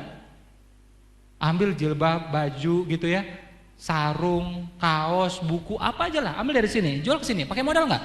Enggak. No, tapi orang diambil barangnya yang mana percaya Pak sama kita Pak? Oke lah, kita nggak dipercaya. Kita bukan Al-Amin, kita bukan Nabi Muhammad misalnya. Gimana caranya? Pakai ijazah kita sebagai jaminan. Atau pakai BPKB motor. Nah, ya, Ambil barang di sini, BPKB motor nilainya berapa? 12 juta. Ambil barang nilai 10 juta. Ambil dari sini, jual ke sini eceran. Selisihnya untung buat kita. Legal, halal itu. Ya. Jadi jangan ngomong lagi nggak punya modal. Orang yang teriak-teriak nggak punya modal itu mempermalukan dirinya. Betapa dia tidak gigih, betapa dia tidak kreatif. Cuma itu sebenarnya. Atau apalagi jasa misalnya. Misal kita bisa bahasa Inggris dikit-dikit, ya udah jadi guru privat bahasa Inggris, benar nggak? Tapi bahasa Inggrisnya masih jelek Pak, nggak apa-apa, cari yang lebih goblok daripada kita, ya? Iya. Ngajar misalnya buat anak TK gitu, kan bisa. Privat di rumahnya, I am, kan tahu kan? I am. Kalau he temannya apa? Is, ya kan? He is reading, ya kan? Nah, kalau she temannya apa? Is, ya, she is sitting. Udah itu. Di hadapan anak TK kita kayak profesor. Iya. Itu aja. Sama kayak kita pengen jadi ustadz, ya, tapi ilmu masih cekak, amal masih cekak gitu. Gimana caranya? Cari orang yang mualaf, ya kan? Nah, ya enggak? Di hadapan dia kita kayak kiai, ya enggak? Kiai. Ajarin wudu, ajarin Al-Fatihah. Udah. Hebat kitanya. Itu aja, cari yang lebih goblok pada kita, itu aja. Kayak ada teman kita itu ya, dia bikin masakan gak enak, tapi pengen usaha catering. Aduh, ini ngaco orang nih menurut saya. Makanannya, masakannya gak enak, pengen usaha catering, tapi dia gak putus asa. Jadi tanda petik kebodohannya dia, kelemahannya dia, malah jadi itu kekuatan dia yang luar biasa. Apa yang dia lakukan? Dia cari pasar yang gak peduli dengan rasa. Ada gak orang yang gak peduli dengan makanan? Ada. Dia cari tukang-tukang, ya. Tukang-tukang itu penting kan kenyang, enggak? Iya. Murah, kenyang. Udah dia suplai makanan ke sana. Gitu. Jadi saya bilang saran saya itu dua. Teman-teman ambil barang dari sini, jual ke sini, ya. Itu tanpa modal gitu. Andai kata pakai modal pun bisa pakai jaminan. Satu, atau apa? Jual jasa yang melekat pada diri kita. Masak, ya, merangkai bunga, oke? Atau jahit, ya. Apalagi penitipan anak, apalagi kursus matematika, kursus bahasa Inggris, jasa yang melekat pada kita. Enaknya kalau pakai cara ini, kos kita nggak keluar. Ya, jadi andai kata nggak ada orderan, nggak ada job, nggak apa-apa, kos nggak keluar. Tapi kalau kita misalnya buka usaha bakso ini, itu kos langsung keluar tuh. Mau laku nggak laku, hujan nggak hujan, kos langsung keluar.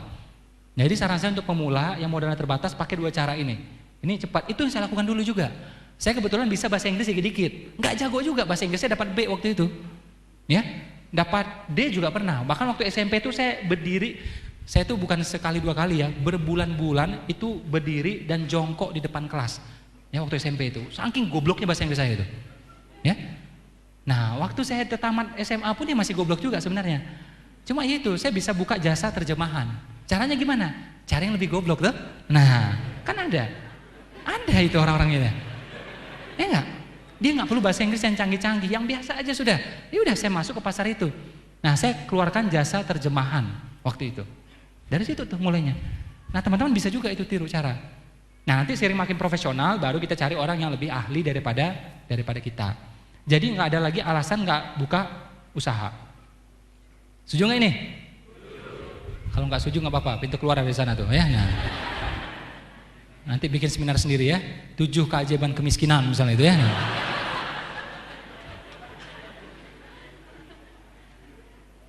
Nah, kalau nggak bisa dagang Pak, saya udah memutuskan untuk kerja Pak. Memang saya suka kerja Pak, dan saya merasa ini bidangnya saya. Ya udah silakan. Saya memang jadi PNS Pak, saya senang Pak. Saya jadi ini, saya senang Pak. Ya udah.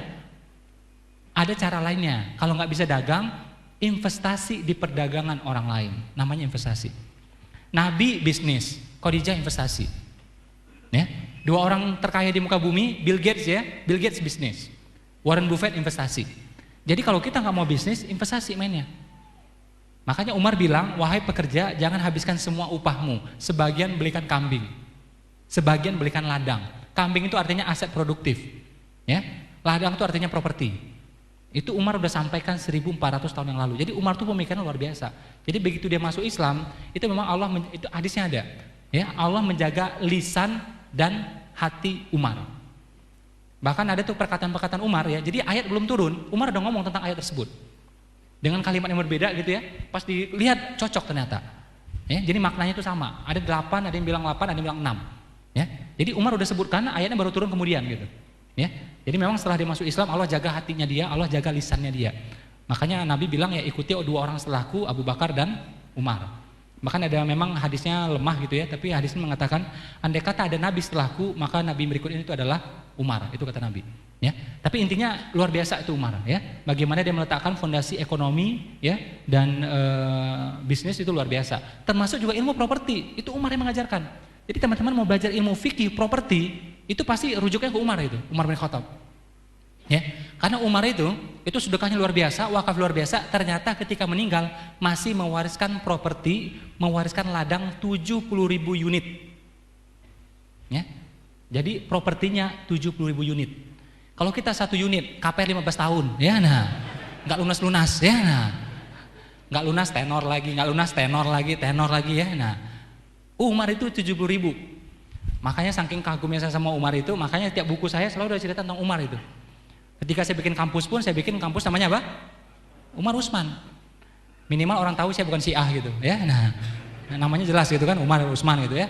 Kalau kampusnya kampus Hasan Hussein, nah orang curiga gitu ya. Nah, menurut saya tuh kadang-kadang orang tuh aneh-aneh aja gitu ya. Dibilang ahli lebih utama lah, inilah itulah ya. Kenapa ahli lebih utama? Ahli itu menantu Nabi, keluarga Nabi, ahlul bait. Dia bilang. Ahli menantu Nabi. Usman apa namanya? Menantu nggak? Menantu juga. 2 anak Nabi dinikahin sama dia, tahu nggak? Ali cuma 1, ini 2 malah gitu. Ya, bilang menantu. Abu Bakar apa namanya? Abu Bakar mertua Nabi gitu. Ya, kalau kita ngomong keren-kerenan lebih keren mana, mertua atau menantu? Keren mertua malah gitu. Kalau kita ngomong keren-kerenan gitu ya. Dan macam-macam lah ya ceritanya gitu ya. Sampai katanya Ali diserobot kekuasaan oleh yang ini macam-macam semua. Ya, diserobot sama Umar lah macam-macam. Ali itu kalau perang nggak pernah kalah. Ya, orangnya tegas, kuat. Pertanyaan saya, kalau jabatannya diserobot, kira-kira dia bakal diam nggak kira-kira? Ya, pasti dihajar tuh orang sama dia tuh. Dan dia kalau hajar orang nggak pernah kalah. Ya, itu Ali. Dan Ali itu ridho sama Umar, Ali itu sayang sama Umar. Terbukti ketika dia istrinya meninggal, Fatimah, dia kan nikah lagi tuh. Anaknya banyak. Salah satu anaknya itu namanya Umar, boleh dicek. Jadi salah satu anaknya Ali namanya siapa? Umar. Jadi nggak mungkin lah, pasti Ali suka kan sama Umar kan? Pasti kan? Ibaratnya gini lah, mungkin nggak Bu Mega punya cucu dikasih nama SBY, mungkin nggak? Nggak mungkin kan? Nggak mungkin pasti itu. Ya? Nah ini dikasih namanya, berarti kan memang dia demen banget, dia ridho banget gitu. Ya, jadi ada yang bilang itu Ali lebih utama, Ali diserobot ini itu, menurut saya dari segi argumen ini aja udah nggak tepat menurut saya. Ya. Nah jadi kalau teman-teman yang memang komit mau kerja, kayak kakak kandung saya sampai sekarang dikerja, ibu kandung saya juga sampai di akhir masa jabatannya memang dikerja, dia nggak pernah usaha. Kalau memang kita mau kerja, sisihkan uang kita untuk investasi. Investasi di mana? Mungkin bisnis orang lain, mungkin properti. Kalau duitnya mepet, nggak bisa properti, nggak bisa ini juga, bisa di reksadana, cari yang syariah. Bisa unit link, cari yang syariah. Ini nggak bisa saya jelasin di sini, ini lama banget jelasnya nih ya. Teman-teman nanti bisa cari sendiri datanya ya. Jadi cari yang syariah. Karena apa? Kalau kita pakai unit link ya, itu pertumbuhan uang kita, ingat ya, ini ada yang syariah. Jadi cari yang syariah, saran saya. Reksadana juga ada yang syariah, cari yang syariah. Itu kalau kita pakai ini, pertumbuhan uang kita itu per tahun itu bisa belasan persen bahkan 20%. Kalau kita kerja, tiap tahun gaji kita naik nggak 10%? Belum tentu. Prestasi baru naik tuh. Sementara inflasi di Indonesia berapa? 10% per tahun. Jadi kalau uang kita segini turun terus tuh. Makin nyungsep kita. Nah kalau kita investasi ada kesempatan untuk gini. Ya. Jadi memang harus paksa diri untuk investasi. Pak, saya duitnya mepet Pak. Justru mepet harus investasi. Orang kalau udah kaya raya, kayak Khairul Tanjung gitu ya, Sandiaga Uno, dia nggak investasi pun tetap kaya dia. Yang kita ini lebih urgent untuk berinvestasi. Saran saya 20% paksa pada investasi. Sedekahnya iya, investasi juga iya. Ya, bisa di reksadana, bisa yang unit link. Saran saya sekali lagi cari yang syariah. Oke? Nah kalau duitnya agak mending di properti juga boleh, kombinasi juga boleh ya, karena properti itu penting sekali ya. Jadi Umar udah bilang kita memang harus kuasai properti ya. Jadi maka kayak saya bilang tadi ya, Umar itu yang kasih detail ya ilmu tentang properti. Bahkan Umar bilang Jadi kalau ada perumahan gitu, ya, dari sebuah kawasan gitu, jalan paling kecil masuk ke sana itu 3,5 meter. Itu Umar yang ngomong. Jadi Umar udah mikirkan tuh untuk ribuan tahun ke depan ya, ada mobil nanti namanya Land Cruiser gitu ya, Alphard gitu ya. Nah, ini kalau 1 meter nggak muat. Odong-odong sih muat ya, tapi kalau Alphard, Land Cruiser nggak muat. Makanya dibikin sama Umar paling kecil 3,5 meter. Jadi rumahnya yang di gang-gang ya itu mungkin nggak syar'i itu ya. Nah, ini nggak main-main kalau kita ngomong properti ya. Islam itu menganjurkan ya kamar untuk suami istri 1 kamar, anak perempuan 1 kamar, anak laki-laki 1 kamar, betul nggak? Nggak boleh dicampur. Siapa bilang boleh dicampur? 1 lagi kamar buat budak. Ya, kalau mungkin zaman sekarang seperti pembantu, walaupun beda ya, budak sama pembantu beda. Pembantu sama kayak kita, kalau budak beda, haknya beda sama kita. Ya, 1 kamar tuh buat budak, 1 kamar lagi sunnah buat tamu. Subhanallah itu. Ya, kamar buat kita, anak laki-laki, perempuan untuk budak disunahkan untuk tamu.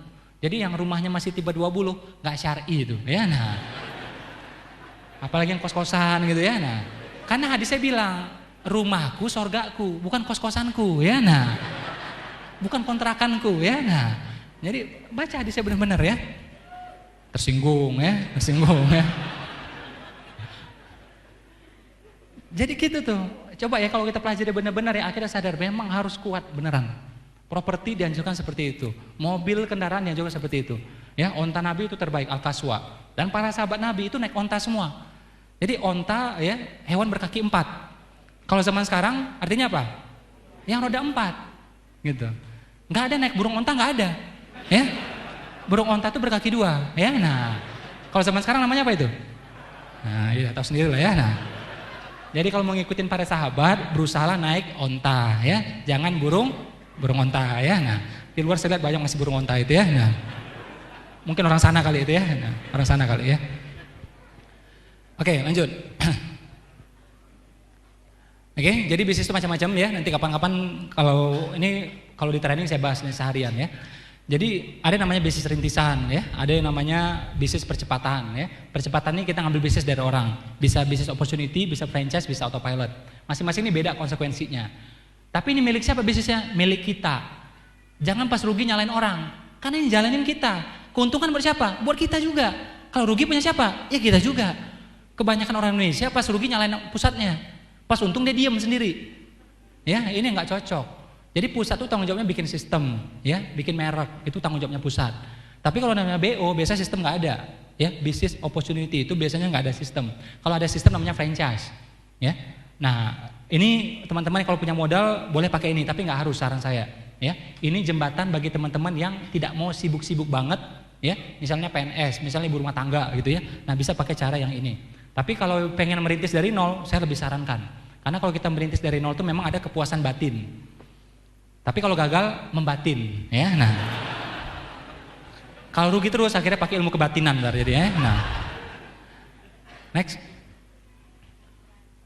Nah ini menarik ya, salah satu orang terkaya di India namanya Azim Premji. Azim Premji ketika ditanya rahasia suksesnya apa, dia bilang, ya ini menarik kata-kata dia. Dia bilang sesiapa yang berduha, ya, sesiapa yang berduha maka dialah orang yang paling dekat dengan kemenangan. Itu kata Azim Premji. Ya. Dia salah satu orang terkaya di India, salah satu orang terkaya di dunia. Kalau kita orang terkaya nggak di Klaten? Nggak ya.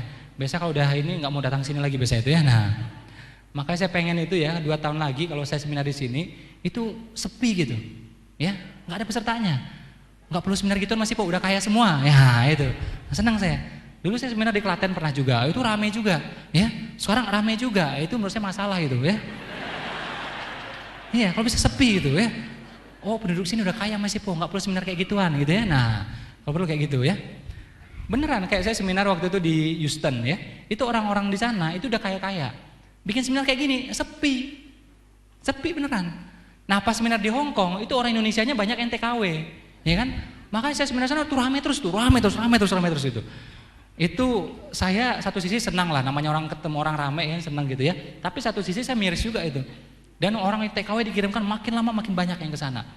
Waktu itu konsulatnya buka acara dia bilang, alhamdulillah masih di sini ada puluhan ribu tuh orang Indonesia. Saya bilang apa alhamdulillah, nauzubillah menurut saya nih ya.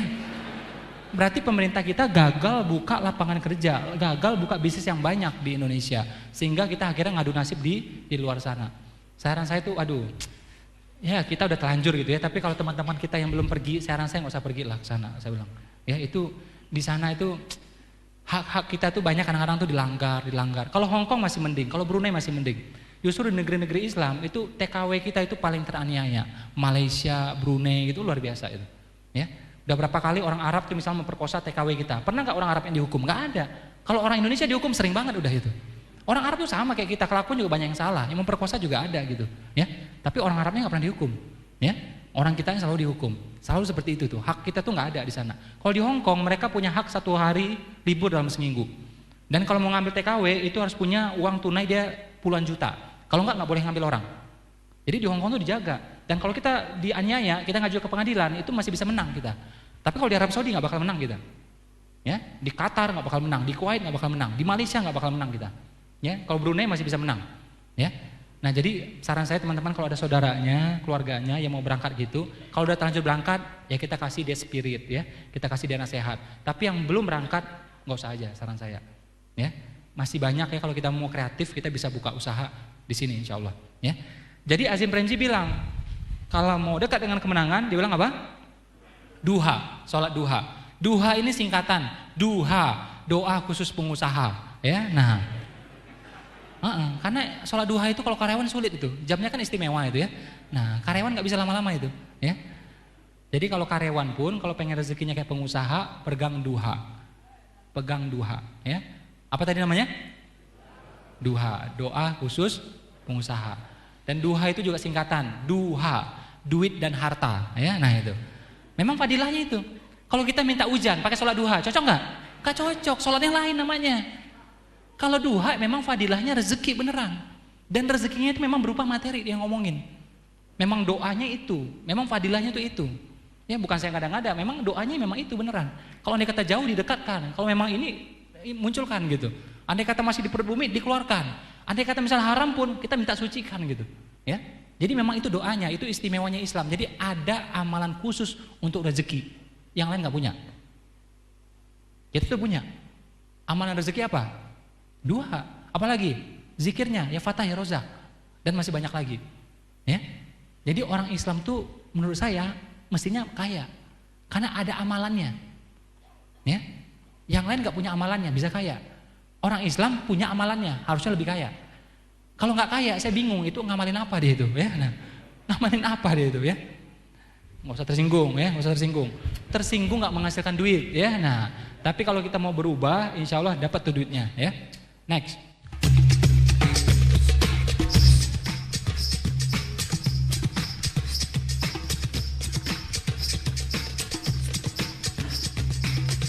Ya, rumusnya 7D. 7 apa? D. Jadi kalau mau duit, ini rumusnya. Rumus duit itu 7D. Ya. Mau dicatat boleh ya. Mudah-mudahan keluar nanti dalam ujian ya.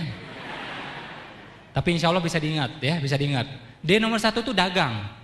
Memang harus dagang. Kalau enggak apa? Investasi di perdagangan orang lain. Jadi kita harus memang masuk di perdagangannya. Enggak bisa enggak udah. Oke? Dagang. Nomor 2 apa? Doa. Ya, D yang berikutnya doa. Doa ini senjata yang paling ampuh. Senjata orang beriman nomor 1 adalah doa. Kita ini kebanyakan ikhtiar dulu, udah mentok baru doa. Ini ngaco ini. Jadi kayak doa itu senjata cadangan. Harusnya senjata utama. Ya, dagang, doa, terus duha. Ya, continue tiap hari.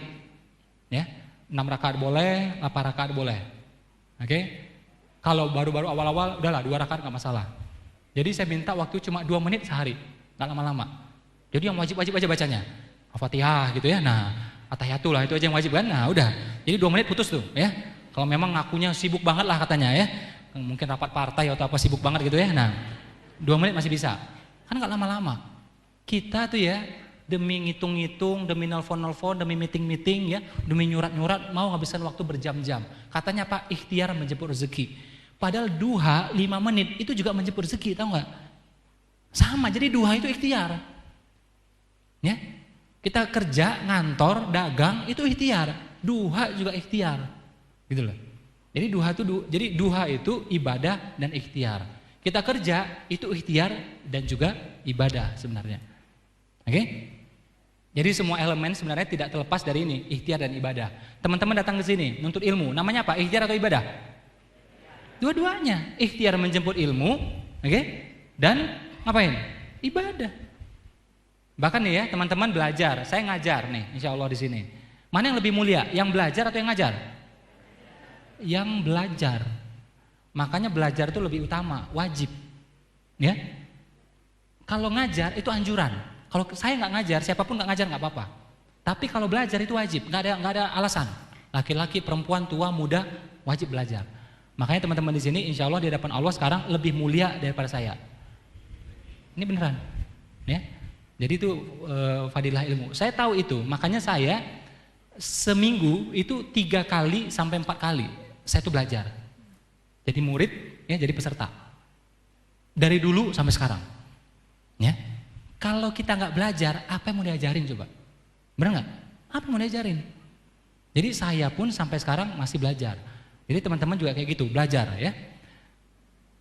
Dagang, doa, duha, terus apa lagi? Derma. Derma itu sedekah, ya, sedekah, ya, sedekah. Terus apa lagi? Zikir. Zikirnya apa? Ya Fatah, ya Rozak atau yang lain. Pokoknya segala apa itu baik. Jadi gini loh, doa dan zikir itu ada yang diatur sama Nabi. Ada yang dibebaskan. Jadi boleh kita doa sendiri, boleh zikir sendiri, boleh. Contoh sederhana ya. Doa minta ilmu, ada doanya. Doa minta jodoh, ada doanya. Minta keturunan, ada doanya. Itu diajarkan sama Nabi. Tapi doa minta onta, ada nggak doanya? Nggak ada. Pertanyaan saya, boleh nggak kita doa minta onta? Minta mobil, boleh nggak? Boleh, dibebaskan. Gitu. Ya. Dibebaskan. Bahkan sampai kayak kita buka puasa pun Allahumma lakasumtu, Nabi juga gak pernah ngomong gitu. Tapi boleh gak doa gitu? Menurut saya boleh. Namanya doa tuh kebaikan, kalimatnya kita ngatur sendiri. Mau bahasa Jawa, bahasa apa juga boleh gitu. Bahasa Prokem juga boleh, ya. Nah, jadi doa, zikir itu, jadi maksud saya kan gini. Ada yang bilang harus ini, enggak juga sebenarnya. Ya, jadi doa itu ada yang diatur sama Nabi, ada yang dibebaskan. Selagi itu tujuannya baik, ya, tidak ada yang melanggar, boleh. Ada juga zikir itu yang salah, terus terang. Saya ngecek gitu, ada juga zikir yang salah. Jadi itu memang kalau kita zikir bahasa Arab, baiknya ngerti artinya. Kalau nggak ngerti cari tahu. Kalau saya mending saya diam daripada saya nggak tahu. Karena ada memang zikir-zikir yang diajarin tuh doa-doa tuh yang bahasa Arab yang salah. Ambil contoh tuh ya, kemarin saya habis cek itu ya. Itu ada. Jadi doanya gini. Mudah-mudahan turun keselamatan atas engkau ya Allah. Itu salah doanya. Allah nggak boleh doakan seperti itu. Allah pasti selamat. Allah sumber keselamatan. Tidak boleh kita doakan Allah biar selamat. Nah itu ada tuh doanya kayak gitu. Kita nggak ngerti, baca aja tuh bahasa Arabnya. Salamun gini nih, mesti tahu maknanya. Oke? Nah kalau nggak tahu maknanya, berusaha tahu maknanya. Kalau bingung juga, ya udah pakai bahasa Indonesia aja.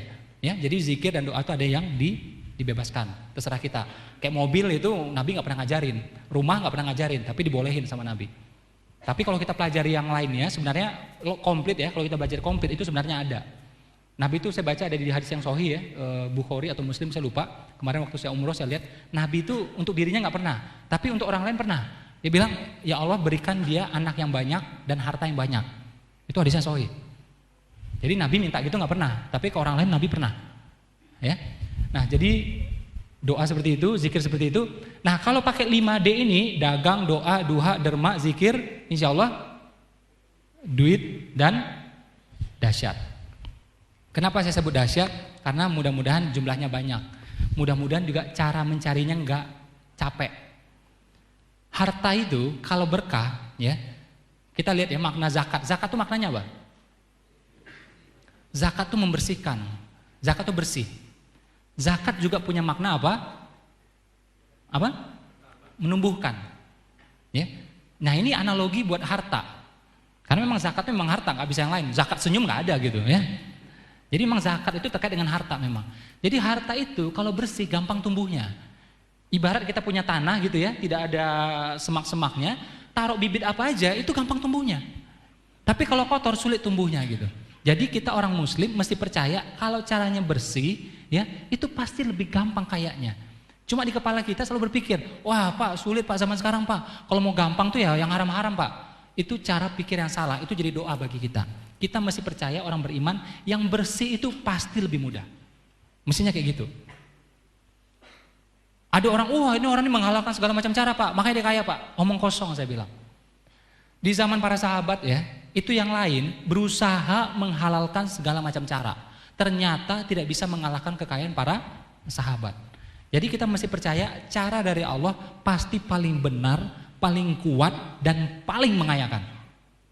Benar nggak? Kalau belum berarti cara kita yang belum sempurna nih. Ya, cara kita yang belum sempurna. Jadi jangan kita berpikir, wah kalau kita mau kaya tuh lebih gampang cara yang kayak gitu-gituan Pak. Yang ada syubhat-syubhat Pak, ada yang ragu-ragu. Enggak.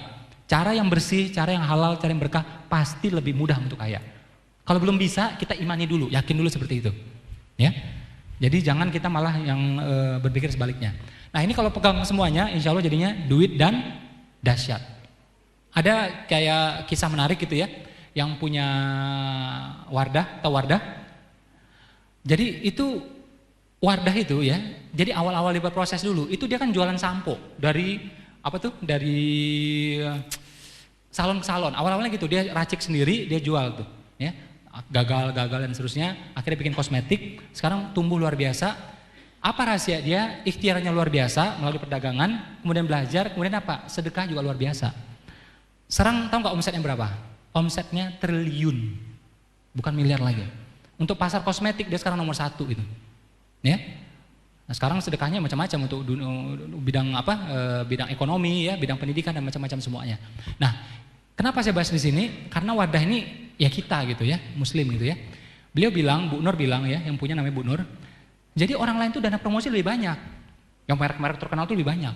Tapi kenapa nomor 1 sekarang kita? Ya, jadi dalam marketing tuh ada 4P, ya, product, price, place, dan promotion. Ternyata dia pakai P yang kelima. Apa itu? Pertolongan Allah. Ya. Bias kalah semuanya. Ya. Jadi budget promosinya kecil. Sekarang udah banyak gitu, tapi dulu-dulu kecil gitu, ya. Tapi bisa mengalahkan yang lain luar biasa. Nah, ternyata itu ikhtiarnya luar biasa, belajar luar biasa, sedekahnya luar biasa. Jangan ngomong sekarang, dulu. Ini dia lakukan sejak dulu. Jadi kalau lihat orang sukses jangan lihat dia sekarang. Lihat apa yang dia lakukan 5 tahun yang lalu, 7 tahun yang lalu, 10 tahun yang lalu. Ya. Sekarang kita lihat videonya, yang tadi yang saya bahas Wardah. Ini ada video tentang, tolong soundnya dikerasin. Video tentang kisah sebuah apa? Avanza. Bukan sponsor ya, bukan sponsor ya. Kita lihat.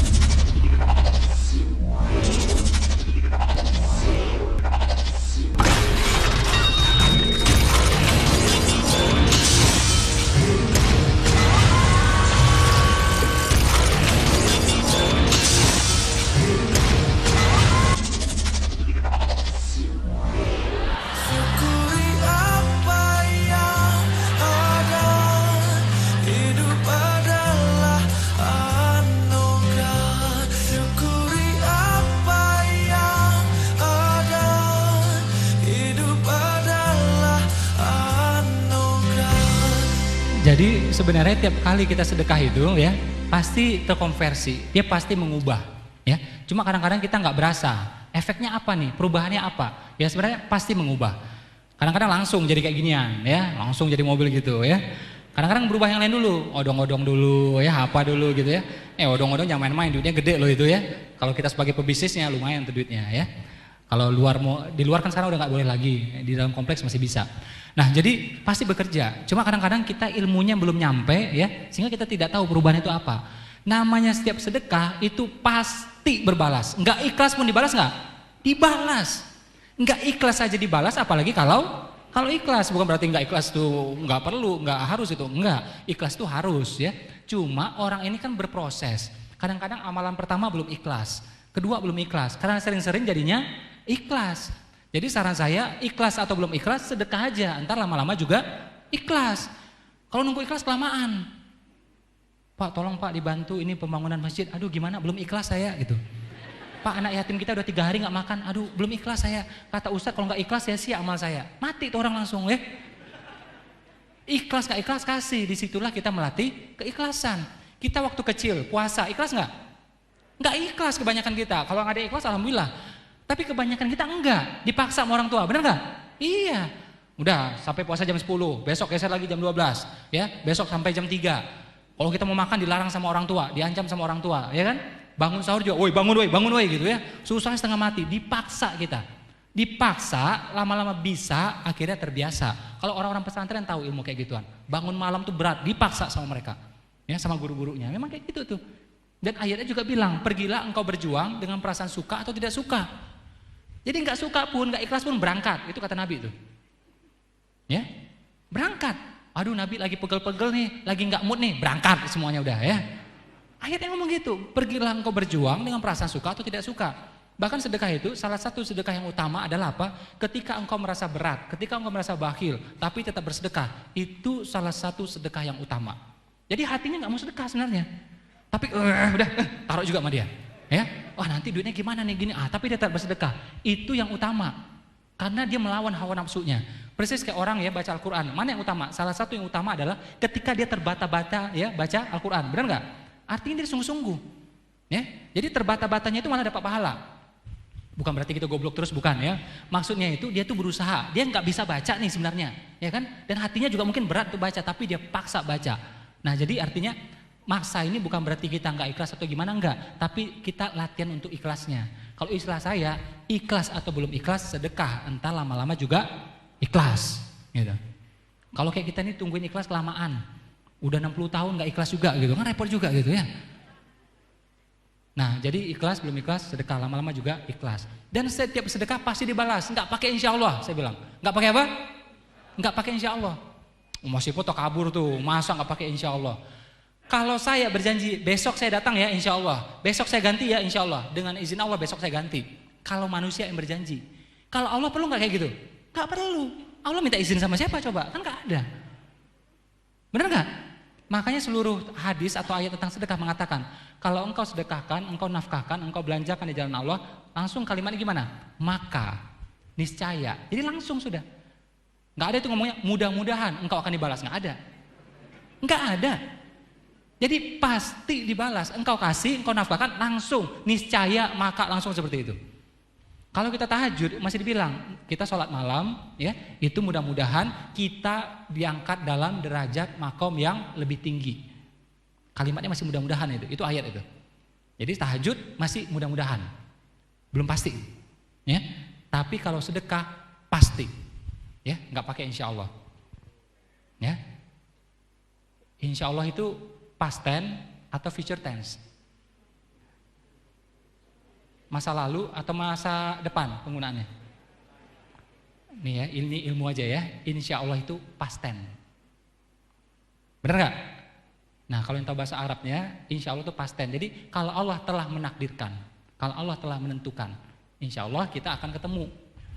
Jadi digunakan buat future tense, tapi makna katanya itu pas yang sebenarnya.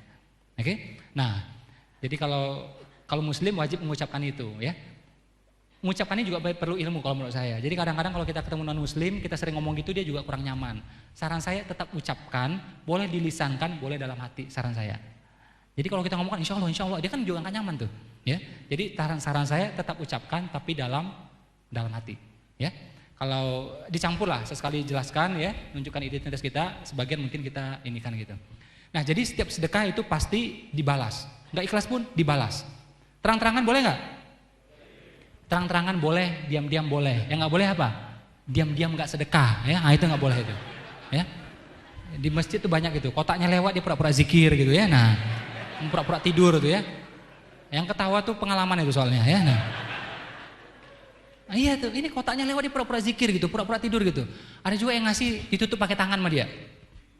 Bukan takut riak, takut ketahuan sedikit ya. Nah biar aja Pak, biar dikit asal ikhlas. Apa mau diikhlasin sedikit ya enggak?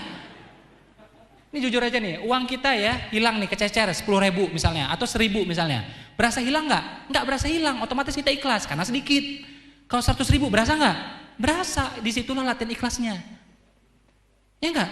Koin kececer gitu, ya enggak berasa lah. Maka itu nama tuh di masjid itu kenceleng. Jadi hobi itu kenceleng semuanya itu. Ya. Rumah ibadah itu idealnya tenang. Ya, jangan berisik. Kalau kasih koin, nah itu tuh, ya. Nah gitu kenceleng bikin berisik. Jadi saran saya jangan yang berisik gitu, ya.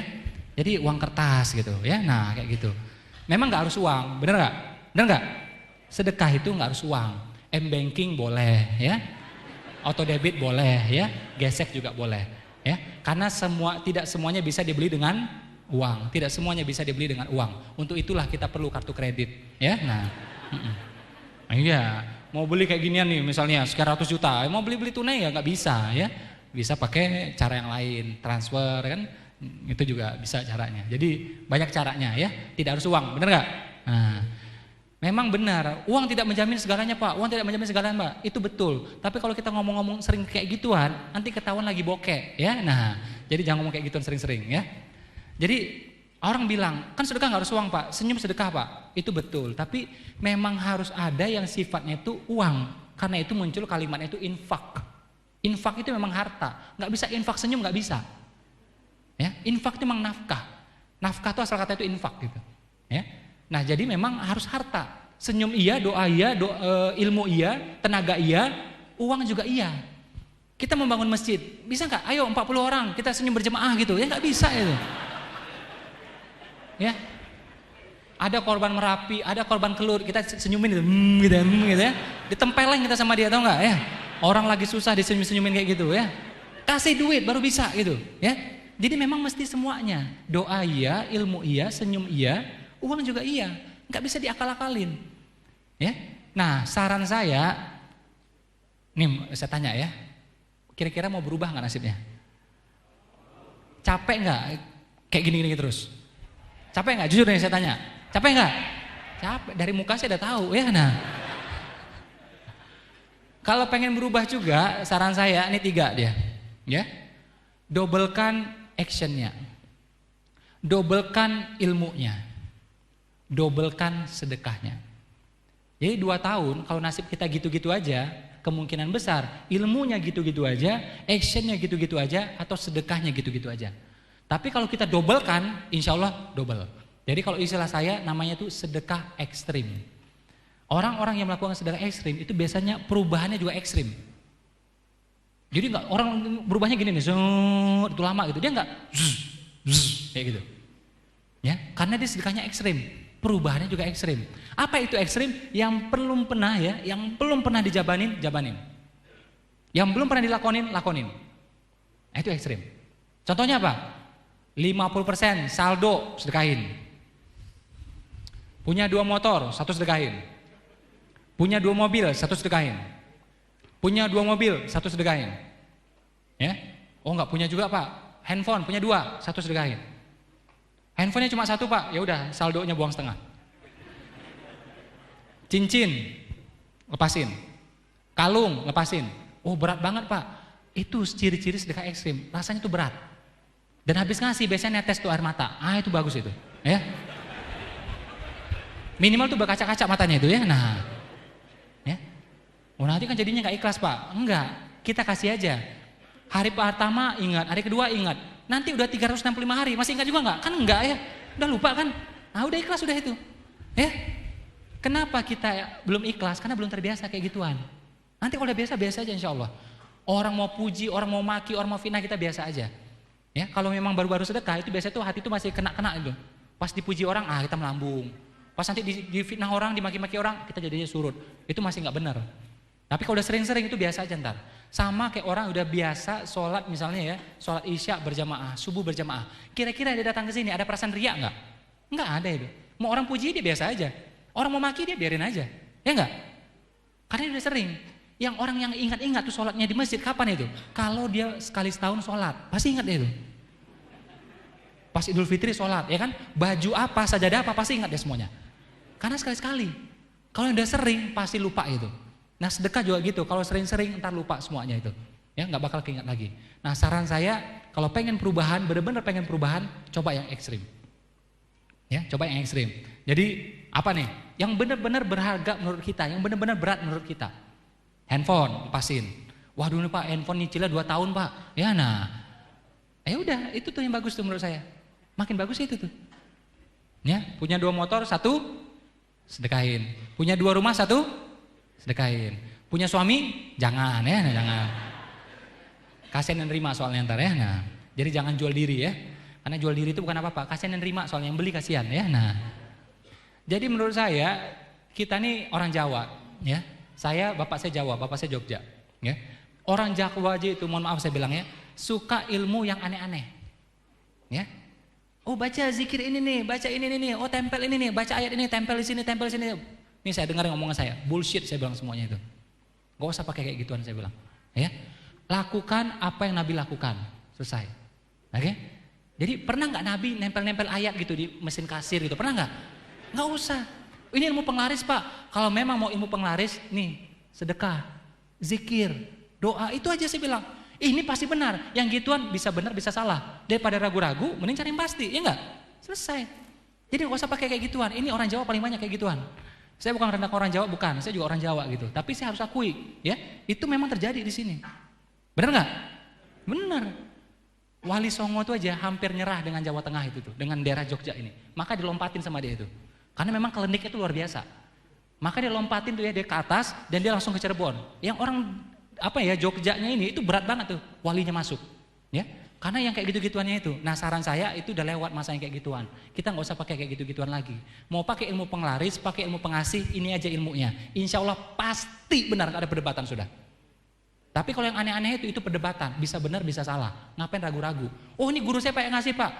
Guru itu ya ada yang guru beneran, ada juga yang tidak. Oke? Ada juga yang pakai nerawang-nerawang. Oh bisa nerawang, oh dia soleh Pak, dia bisa nerawang. Bullshit saya bilang. Nabi nggak bisa nerawang, tau nggak? Beneran. Ada pasukan itu yang mau datang dia nggak tahu, tau nggak? Sampai kelihatan pakai mata baru bisa tahu. Atau wahyu turun dia bisa tahu. Kalau nggak Nabi nggak bisa tuh. Kayaknya nyampe nih. Nggak ada tuh saya bilang. Ya. Beneran loh saya bilang ini. Karena apa, ini kita kaya belum tentu, syirik udah jelas. Ngapain? Kaya belum tentu. Mending kalau jadi miliarder beneran, ini kagak juga gitu. Ya. Jadi nggak usah pakai cara kayak gituan menurut saya. Nabi itu sunatullah beneran. Nggak ada pakai perang dia terbang-terbang gitu, nggak ada juga itu. Ya, nggak ada, sunatullah semuanya. Ya, sunatullah sebenarnya semuanya itu. Dagang juga gitu, barangnya bagus, menepati janji, ya, senyum, ramah. Akhirnya barangnya laku, gitu aja sudah. Ya, pakai zikir, dia sholat duha, dia pakai tahajud, udah pakai gitu aja. Ya, nah kita pakai yang kayak gituan, gak usah yang aneh-aneh. Karena banyak yang ngakunya kiai itu benar ya, tapi yang ngaku-ngaku kiai ini yang banyak nih. Pakai ilmu yang aneh-aneh kayak gitu, saran saya nggak usah. Apalagi bisa nerawang. Memang ada namanya karomah, ya. Karomah itu hanya bisa sesekali. Gak bisa karomah keluar lagi, datang orang berikutnya, karomahnya keluar lagi, datang orang berikutnya, karomah keluar lagi, nggak ada itu. Dia hanya bisa tuh sesekali dan tidak bisa dipertontonkan. Dan tidak bisa juga diperjualbelikan, nggak bisa. Ya, apalagi berturut-turut kayak gitu nggak bisa. Apalagi didemokan di TV, nggak bisa saya bilang. Ya, nah memang karomah itu ada. Setiap kita mungkin kadang-kadang ada. Guru-guru kita mungkin ada yang kayak gituan. Ya Wali Songo juga punya. Cuma itu munculnya sesekali, nggak seterusnya. Ya, kalau Nabi namanya mukjizat, kalau kita namanya itu karomah. Ya, nah jadi saran saya kayak gitu-gituan, mending nggak usah aja. Ya, nggak usah aja. Karena saya bilang dagangnya belum tentu laris, kaya belum tentu, syirik udah iya. Ngapain saya bilang? Kalau syirik udah dilakukan, itu berantakan semuanya. Kalau kita sholat rusak, sholatnya yang rusak. Puasa rusak, puasanya rusak. Tapi kalau tauhid yang rusak, semua jadi rusak. Puasanya rusak, sholatnya rusak, semuanya rusak. Jadi saran saya, kaya nggak usah kayak gituan. Ini ilmu pengasihnya, ini ilmu penglarisnya, selesai. Ya. Jadi kalau kita mau ngomong pakai yang caranya agak ilmu langit-langit, ini caranya saya bilang. Nggak usah pakai cara yang lain. Ya. Dan saran saya, teman-teman itu ya, coba latih itu ya, bukan sekedar sedekah. Saya nggak pernah ngajak orang sedekah. Siapa follower saya di Twitter? Ada? Yang follower saya ada? Coba next, coba. Nih kalau yang follower saya di Twitter, ya silakan. Yang belum follow silakan follow. Iporide. Kalau yang suka main Facebook silakan gabung di halaman 7 Kajian Rezeki. Ya, jadi bisa dapat interaksi dengan saya atau tim saya. Saya di Twitter, coba tadi yang di Facebook coba. Twitter, Facebook ada coba. Ya. Pernah nggak saya ngajak sedekah? Nggak pernah. Sering Mas Ipo, barusan juga tadi ngomong sedekah. Enggak, saya nggak pernah ngomong sedekah. Saya tidak pernah ngajak orang sedekah. Saya ngomongnya apa? Saya ngajak orang sedekah banyak, bukan sekedar sedekah. Ya, jadi bukan sedekah emang. Nggak main tuh pakai koin-koin tuh enggak tuh saya bilang. Ya, kalau benar-benar teman-teman pengen perubahan, pengen mengundang pertolongan Allah, benar-benar mengundang ridhonya Allah, saya bilang ekstrim, saya bilang. Ya, nah itu insya Allah nanti perubahannya juga bakal ekstrim. Pengalaman saya, pengalaman teman-teman saya, pengalaman alumni, biasanya nggak sampai 2 tahun itu, udah berubah itu, biasanya. Ada yang lebih cepat, kadang setahun. Ada molor dikit lah, 2,5 tahun, lebih dikit lah biasanya. Tapi rata-rata nggak sampai 2 tahun. Ya, yakin? Berapa persen keyakinannya terhadap sedekah? Hah? Gini ya, kalau kita lihat di jalan tuh ya, ada orang yang ngebut, wah gitu, ngebut gitu. Selamat nggak? Selamat. Walaupun polisi bilang nggak boleh, ya diancam dengan kecelakaan macam-macam. Ternyata kita lihat dengan mata kita, banyak nggak orang ngebut selamat? Banyak nggak? Banyak. Ada orang lambat-lambat, selamat nggak? Selamat juga. Siapa yang cilaka? Yang ragu-ragu, ya ngebut nggak? Nah itu tuh, ya kiri kanan, itu tuh yang cilaka tuh. Kalau nggak nabrak, ditabrak tuh orang, ya. Jadi mesti yakin, ya. Nabi Musa tuh dia mau belah lautan gitu, ya. Kenapa terbelah? Karena yakin, ya. Karena faktor Allah, karena faktor mukjizat, karena yakin, dia kebelah. Coba bayangkan ya, kebelah nggak ya? Kalau enggak malu nih sama teman-teman ya. Nah, nggak bisa.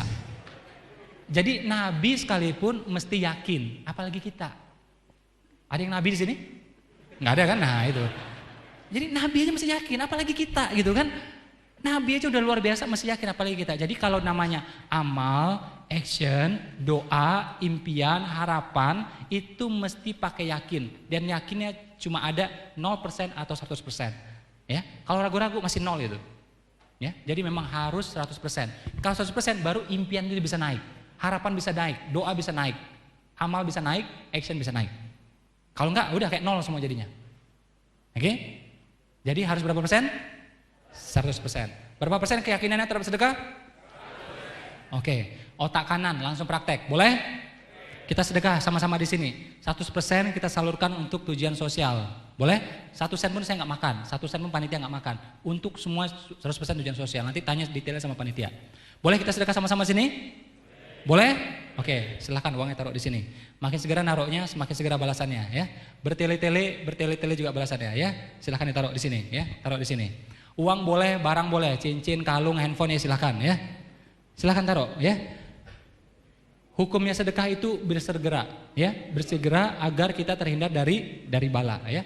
Diam-diam boleh, terang-terang boleh, yang penting niat kita kejaga, ya. Silakan di sini taruh, di depannya aja taruh semua, ya. Luruskan niatnya, naikin angkanya, ya. Coba nih sesekali kita sedekah yang ekstrim, yang belum pernah kita lakukan, ya. Nanti terasa tuh mudah-mudahan, ya. Luruskan niatnya itu karena apa? Karena Allah gitu. Namanya efek itu namanya fadilah, ya, namanya itu efek gitu ya, manfaat, dampak. Kalau istilah agamanya itu fadilah. Fadilah boleh, ya. Yang kita cari tetap ridho Allah gitu. Luruskan niatnya, naikin angkanya, ya. Sekedar informasi aja, besok saya ada training di Solo, di lusa di Semarang. Bagi teman-teman mau ikut silakan ya. Nanti lihat informasinya di Twitter saya atau di Facebook saya, ya. Ya, luruskan niatnya, naikin angkanya. Coba nih, kita punya hajat apa ya? Yang pengen umroh, pengen ke tanah suci, pengen kerja, pengen punya bisnis, pengen punya jodoh, pengen punya keturunan ya. Kita beli dengan sedekah kita sekarang. Luruskan niatnya, naikin angkanya. Ya. Luruskan niatnya, naikin angkanya. Yang sudah tolong kembali, saya kasih materi penutup.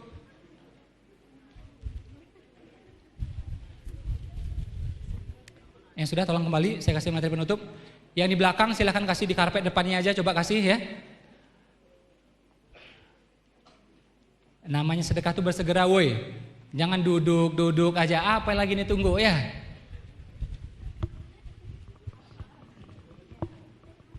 Ya, luruskan niatnya, naikin angkanya. Kan belum pernah nih kita sedekah ekstrim. Nah, cobain tuh, saya bilang ya. Kapan lagi mau jajalnya? Kapan lagi mau nyobainnya ya? Yang udah silahkan kembali, saya kasih materi penutup. Nanti detailnya silahkan tanya sama pengurus masjid, silahkan tanya sama ACT ya, kemana penyalurannya. ACT ini aksi cepat tanggap. Ini ada di berbagai kota di Indonesia, ada juga sampai ke luar negeri ya, sampai ke Suriah, sampai ke membantu teman-teman kita di Palestina, kemana-mana lah ya. Di audit juga ya, insya Allah sangat-sangat amanah lah. Bagi teman-teman yang pengen ngecek, silahkan cek juga nggak masalah. Ya, di sini juga banyak insya Allah relawannya. Sudah?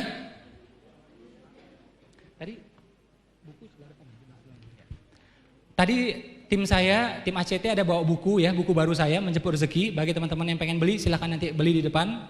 Kalau pengen ya, kalau enggak juga nggak apa-apa ya. Saya datang ke sini bukan niatnya jualan buku, enggak ya, kebetulan aja karena buku itu di mana-mana nggak ada. Baru masuk Gramedia bulan depan, ya, akhir bulan depan baru masuk, ya, akhir Juni baru masuk. Nah teman-teman di Klaten tuh kali pertama ini, ya, kali pertama kita bukunya ada. Oke, yang habis sedekah tadi saya tanya, ada perasaan enak nggak dalam tubuhnya? Enak nggak? Endorfin tuh dalam tubuh meningkat, endorfin meningkat, serotonin meningkat, dopamin meningkat. Insya Allah sakit-sakit kecil hilang. Makanya Nabi bilang obati penyakitmu dengan sedekah. Jadi sedekah itu pertama dampaknya ya, dampaknya itu menyehatkan, ya, kedua mengayakan. Siapa yang mengayakan? Allah yang mengayakan, tapi melalui wasilahnya itu sedekah. Jadi sedekah itu menyehatkan juga mengayakan. Oke? Terus apalagi enaknya sedekah itu menjemput impian. Ya. Jadi teman-teman punya impian apa? Sambil ikhtiar, sambil belajar, beli pakai sedekah. Kenapa sedekah itu dahsyat? Karena sedekah itu dia punya dampak itu multi efek. Vertikalnya iya sebagai amal, horizontalnya juga iya. Makanya orang ateis sekalipun dia sedekah pasti ngefek. Orang ateis loh, ya. Apalagi kita orang yang beriman. Jadi efeknya lebih. Jadi sedekah itu dia punya efek vertikal dan horizontal. Ya, itu yang kelebihan sedekah ketimbang yang lainnya. Ya, makanya kalau kita misalnya nggak ikhlas pun kita ngasih, tetap berbalas dia. Karena memang efek dari memberi itu. Nah kalau ikhlas ada lagi lebih-lebihnya, pahalanya, keberkahannya, bertumbuhnya dan macam-macam semuanya. Ya, jadi setiap sedekah pasti berbalas. Sedekah itu menyehatkan, sedekah itu mengayakan, sedekah itu apa lagi? Yang ketiga tadi menjemput impian, ya, memudahkan impian. Termasuk impiannya apa? Jodoh, keturunan dan semuanya. Cuma kalau mau jodoh angkanya mesti cocok, ya. Nah, pengen jodoh sedekah 10.000 ya nggak bisa lah, ya. Nah, boneka India aja berapa harganya sekarang, ya? Oke, khusus untuk Klaten spesial. Ini saya bawa Al-Quran saya. Kita mau lelang di sini, ya. Kita lelang 100% nanti buat sedekah. Jadi berapapun yang dibeli buat sedekah. Ya, lelang insya Allah boleh dalam Islam. Umar pernah lelang, Ali pernah lelang, ya. Uangnya boleh besok. Sekarang kan duitnya udah habis tuh, ya. Besok boleh. Kasih ke panitia masjid, kasih orang ACT, duitnya nyusul besok boleh. Tapi mohon duitnya ada beneran. Ada yang waktu itu di Jogja mau nyicil lah. Ini kita ngerepot tuh. Memang kita KPR atau apa gitu ya. Pernah tuh kita lelang barang dia nyicil dan akhirnya menghilang gitu. Wah repot kita jadinya ya, ngejar-ngejar dia gitu. Saya doakan yang punya Al-Quran saya ini, saya doakan mudah-mudahan hidupnya makin berkah, makin berlimpah. Saya doakan mudah-mudahan minimal rezekinya sama kayak saya, minimal. Ya. Minimal ya dapat kenang-kenangan lah dari saya, ya. Kalau saya lepas dengan harga 200.000, ada yang mau nggak 200.000? Ada yang lebih? Berapa? 500. Ada yang lebih dari 500? Hah? 1 juta. Ada yang lebih dari 1 juta? 2 juta. Ada yang lebih dari 2 juta? Luruskan niatnya, naikin angkanya, ya. Yang belum bisa berdoa biar bisa kayak gitu. Jangan curiga malah, ya. Duit dari mana dia tuh? Jangan-jangan ngepet dia tuh, ya. Nah. Kalau mau kaya nggak usah ngepet, ya. Bukan apa-apa, kasihan babinya soalnya, ya. Nah. Udah babi dikepetin lagi, ya. Aduh. Apes banget hidupnya babi itu, ya. 2 juta, ada yang lebih dari 2 juta? Saya pernah waktu itu seminar di Balikpapan, ya. Ada satu barang yang kita lelang. Akhirnya tuh ibu beli tuh, ya, dia beli 15 juta, ya, dia beli 15 juta. Kemudian saya panggil, ibu hajatnya apa? Kok sedekahnya sebanyak itu? Ya macam-macam lah dia bilang ya, pokoknya mau cari ridha Allah. Tapi dia punya hajat, apa itu? Pengen umroh. Kenapa dia kayak gitu? Duitnya kurang. Jadi masih punya duit 15 juta di tabungan, kurangnya berapa tuh? Ya paling mantap 5 juta ya. Kalau saya jadi dia, saya nabung aja, ya enggak? Udah ada 15 juta, ya enggak? Tinggal nabung dikit, 20 juta udah bisa umroh. Dia yang beda sama saya. Akalnya ya lebih daripada saya, imannya lebih daripada saya. Apa yang dia lakukan? 15 juta dia sedekahin ya agar dimudahkan umrohnya. Subhanallah. Kemudian apa yang terjadi? Pas saya pulang ke Jakarta, ternyata dengar kabar, ya salah satu komunitas kita pengen mengumrohkan ibu tersebut. Kita telepon tuh ke ibu, Bu ada yang mau umroh ini, mau umrohin, kita kasih kabar gembira kononnya. Tahu apa yang terjadi? Ibu ini nggak bisa dihubungin. Apa yang terjadi? Sudah ada yang mengumrohkan dia duluan. Ya, orang rebutan pengen mengumrohkan dia, bukan orangnya, Allah yang menggerakkan. Ya, jadi dia sedekahnya nggak masuk akal, Allah kasih balasan juga nggak masuk akal. Ya, nggak apa-apa, nggak masuk akal nggak apa-apa, yang penting masuk kantong, ya, itu yang paling penting, ya.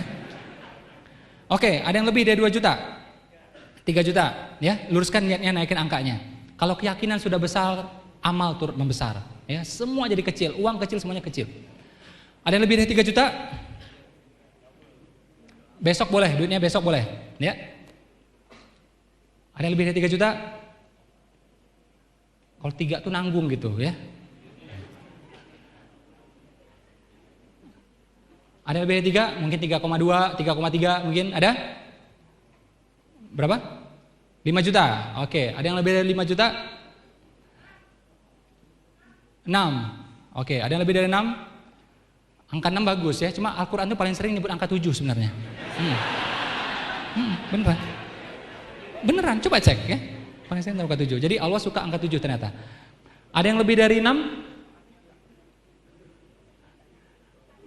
Ada yang lebih dari 6? Coba nih, apa hajat kita sekarang nih? Mending kesempatan sekarang beli ya. Urunan berdua juga boleh sama temennya. Urunan bertiga nggak masalah. Jadi nanti Al-Qurannya muter gitu ya. Nah, barang kan nggak harus dimiliki. Barang tuh nggak harus dimilikin semuanya. Saya ini nggak pakai jam, 2 tahun saya nggak pakai jam. Nggak apa-apa. Barang tuh nggak harus punya ini, nggak harus juga. Tenang aja. Ya. Kalau perlu beli. Kalau nggak usah, nggak apa-apa. Ya. Oke, ada yang lebih dari 6 juta? 7 juta. Ada yang lebih dari 7 juta? Udah ada ya 7 juta. Ada yang lebih dari 7? Ya. Ada yang lebih dari 7?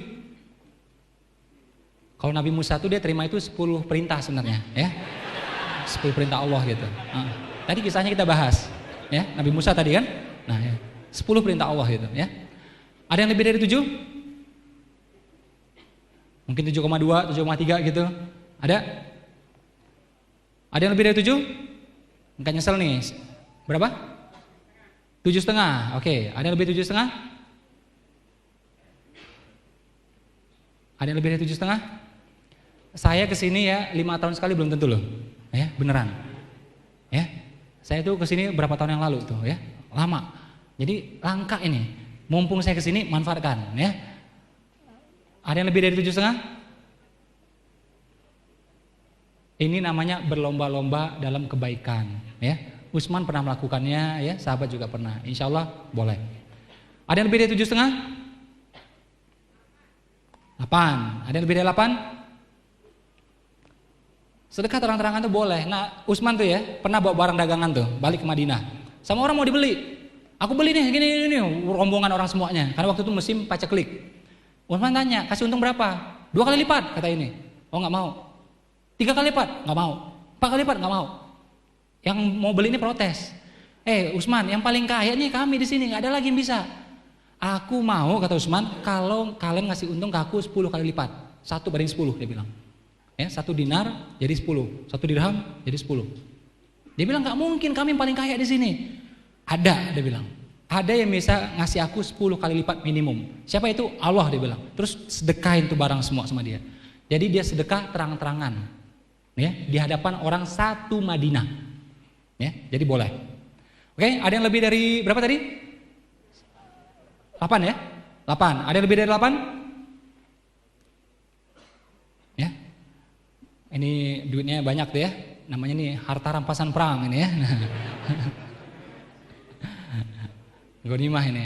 Ada yang lebih dari 8? 8 1 kali? 8 2 kali? 8 3 kali. Ada lagi nggak ada? Oke, sah Bu, silakan maju. Silakan maju Bu, ya. Ayo segera Bu. Biar didoakan nih sama-sama. Ada 1.500 orang di sini nih. Mungkin lebih ya. Karena di ruangan ini katanya kapasitasnya 1.000 katanya yang di sini. Sampai keluar mungkin 1.200. Mungkin Ibu punya hajat, biar didoakan nih sama orang soleh nih. Ada 1.000-an nih orang soleh nih. Kan banyak juga tamatan pesantren saya lihat ini ya. Pesantren kilat ya. halilintar, petir ya, guntur ya. Nah, wah Mas Ipo nih saya sekali datang Klaten hobinya ngenyek aja gitu ya. Nah. Yuk Bu, alhamdulillah nih ibu kita nih. Masa yang muda-muda kalah keyakinannya sama ibu-ibu nih, aduh. Ya, ini ibu apa namanya? Ibu Kasri. Kasri. Nggih. Kira-kira hajatnya apa Bu? Sampaikan biar didoakan sama mereka. Biar sehat. Biar sehat. Umurnya sekarang berapa Bu? 74. Subhanallah, 74. Rajin amal, rajin sedekah, makanya sehat nih. Amin, Ya. amin. Ada lagi hajat yang lain kira-kira? Apa ya?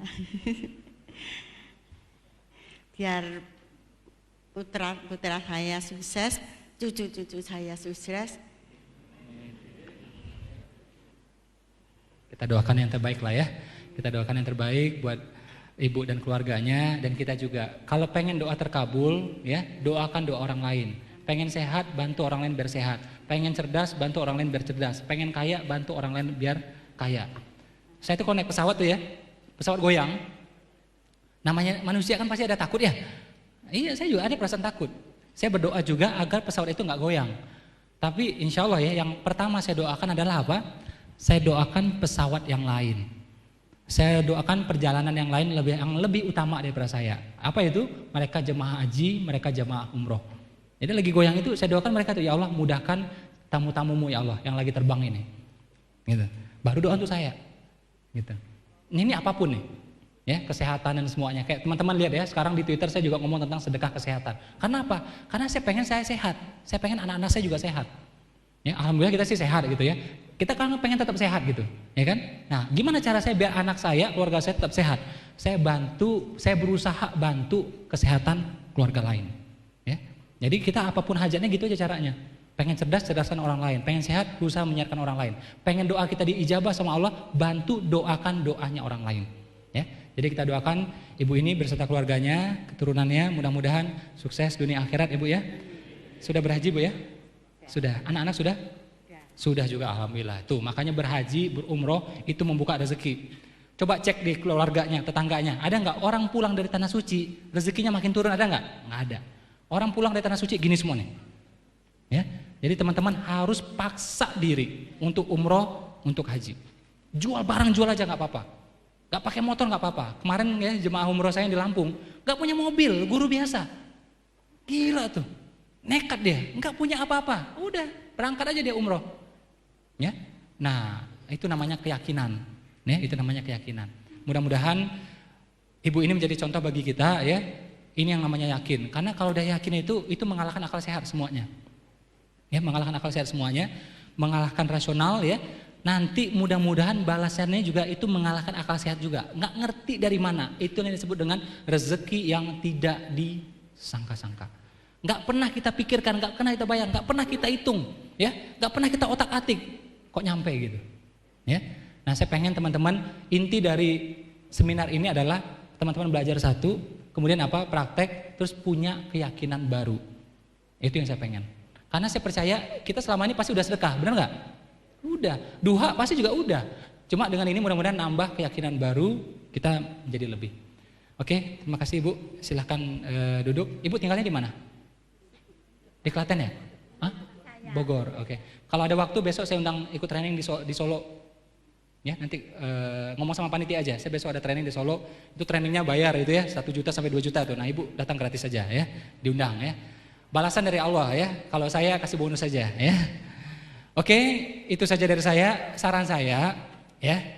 Ini saya percaya nih banyak pengen foto nih ya. Nah, saran saya, kalau saya bukan guru ya, saya bukan guru. Tapi kalau saya ketemu dengan guru saya ketemu dengan orang yang saya anggap guru, saya nomor 1 ketemu dia, saya minta doa. Oke? Kalau masih ada waktu juga, saya minta ilmu. Oke? Kalau masih ada waktu juga, saya baru minta foto. Jadi dengan apa-apa dikirim foto. Ketemu Ustaz, foto. Apa coba itu ya? Jadi kita menghargai guru kita itu, kita menghargai kiai kita, syekh kita, cuma sebatas foto, kan murah banget coba. Itu menghina dia. Syekh Hisham ya, itu kan yang punya majelis zikir terbesar di dunia ya. Dia tuh kalau ke Indonesia tuh paling sedih. Orang tuh ngerubung ketemu dia itu semua mau ngapain? Salaman, minta foto. Harusnya apa dia bilang? Mestinya minta doa, dia bilang. Ya, minta doa mestinya kayak gitu, bukan minta foto. Ini apa? Fadilah foto apa coba? Ya. Nah, saya itu punya foto dengan si toko A, toko B itu ada, tapi bukan itu yang utama.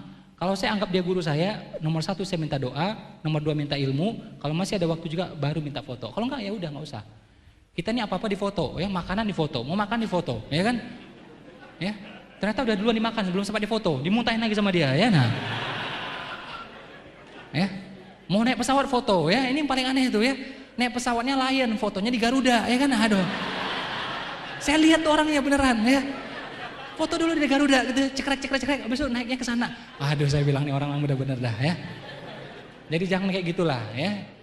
Jujur nih ya, kalau foto saya yang paling diuntungkan. Karena apa? Teman-teman habis foto pasti upload di Twitter, di Facebook, di BlackBerry. Bener nggak? Iya, itu branding bagi saya. Pencitraan bagi saya, bagus banget tuh. Tapi bagi teman-teman tuh nggak bagus menurut saya. Ya, jadi saran saya nggak usah seperti itu, nggak harus lah. Oke? Jadi itu aja dari saya langsung perjalanan ke Solo karena besok pagi-pagi udah ada training seharian. Jadi mohon maaf saya tidak bisa berlama-lama di sini, mesti hemat-hemat fisik gitu ya. Mohon doanya aja, mudah-mudahan perjalanan lancar. Besok juga trainingnya berjalan lancar. Itu saja dari saya, pasti banyak salah-salahnya. Mohon maaf atas segala kesalahan, kekurangan, dan terima kasih atas segala perhatian. Terima kasih juga buat panitia yang udah capek-capek ya, yang udah berbulan-bulan menyiapkan acara ini. Allah membalas semuanya. Terima kasih. Assalamualaikum warahmatullahi wabarakatuh.